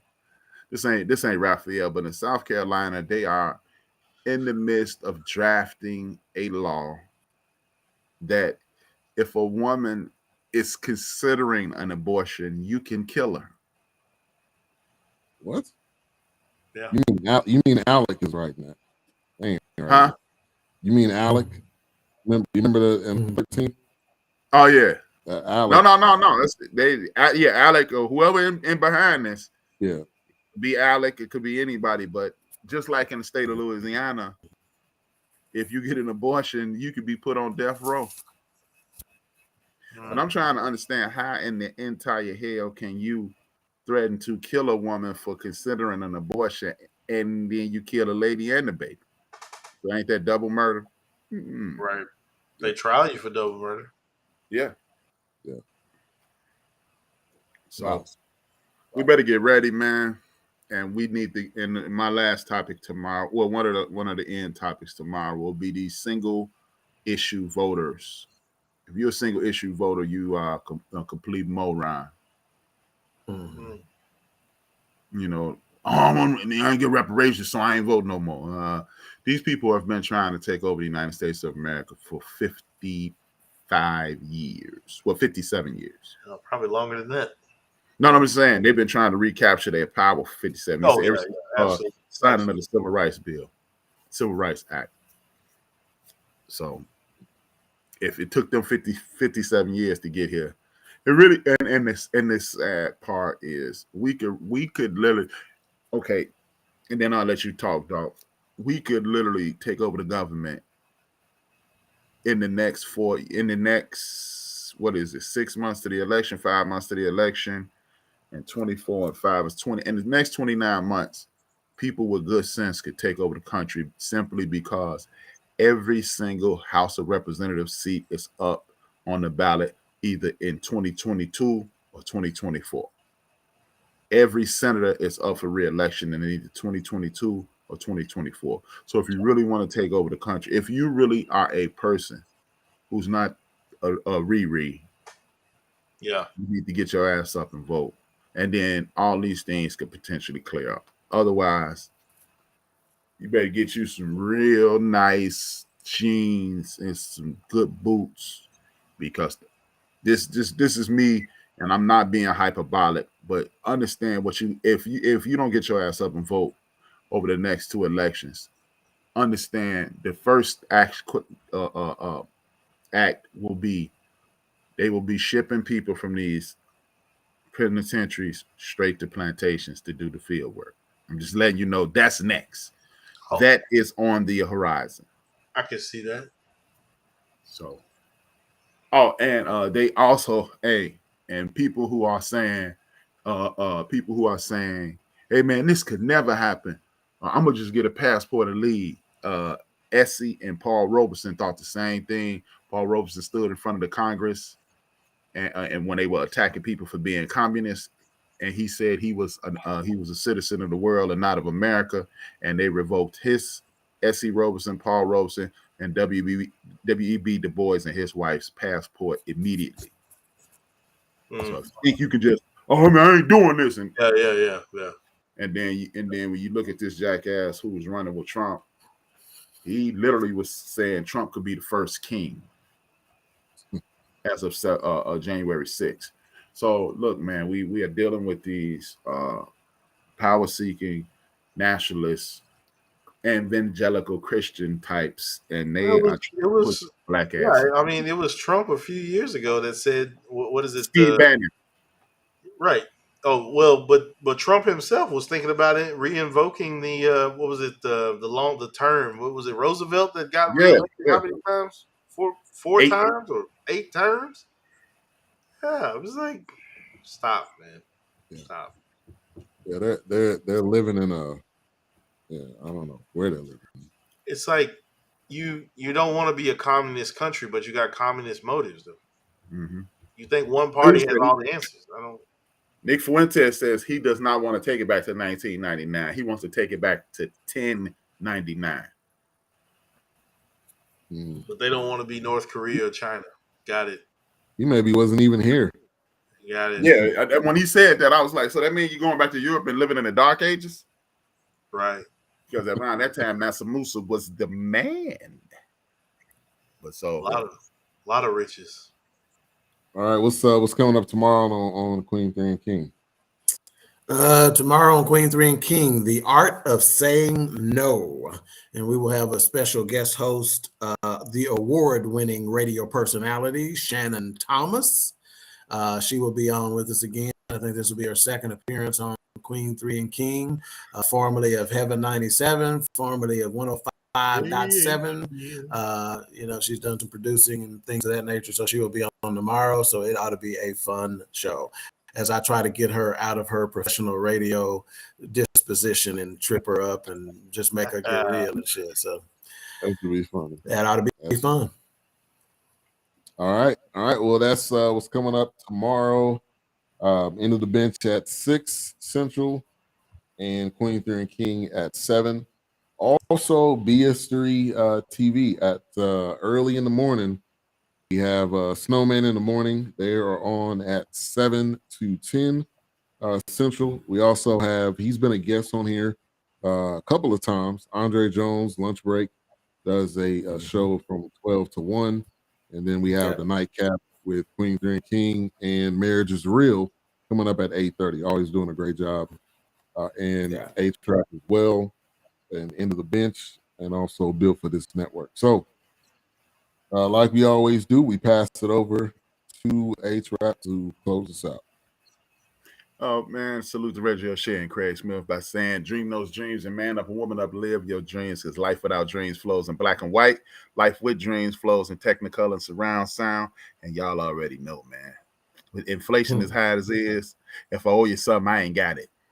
And if you need it, get it from God. Peace. What we need to know. Wilkes with what you need to know. Today is Monday, July 25th, 2022. Number 1. It was 1 month ago the United States Supreme Court overturned the 49-year-old ruling that provided abortion protection nationwide. In addition to criticizing the court for erasing the reproductive rights of women with the overturn of Roe v. Wade, Vice President Kamala Harris is on the road, leading discussions with citizens in their fights against Republican state lawmakers. During a roundtable discussion in Virginia Saturday, the Vice President focused on the efforts by Republican legislators to make abortion illegal with minimal exceptions. Monday, she'll be in Indianapolis. Number 2, despite a promise to recuse herself in a race-based admission case involving her alma mater, the Supreme Court has devised a way for a new Justice, Ketanji Brown Jackson, to participate, at least in one case. During her confirmation hearing, Judge Jackson stated she would sit out the case involving Harvard University's admission policy. Not only did the court's first black female justice graduate Harvard as an undergrad and Harvard Law, Jackson was also a member of the school's board. The High Court separated the two cases involving race-based admissions at Harvard and the University of North Carolina. Justice Brown will hear arguments and vote in the public university, North Carolina. Number 3, according to President Joe Biden's doctor, Dr. Kevin O'Connor, Mr. Biden continues to improve significantly despite a lingering sore throat from his coronavirus infection. The president has been taking Paxlovid, an antiviral drug that helps reduce the chance of severe illness. Dr. O'Connor wrote that Mr. Biden still has a sore throat, though other symptoms, including a cough, runny nose, and body aches, have diminished considerably. Number 4. Brianna Greer, a 28-year-old black woman, was having a mental crisis on July 14th at her home in Sparta, Georgia. Police were called and she was put in handcuffs and placed in the back of a police car for intoxication. According to the Georgia Bureau of Investigation, Ms. Greer sustained significant injuries after she fell out of the police car and was pronounced dead at Grady Memorial Hospital in Atlanta 7 days later. Doctors told Brianna's family she suffered 2 skull fractures. The Bureau of Investigation said Brianna's body will be taken to the GBI Crime Laboratory for an autopsy.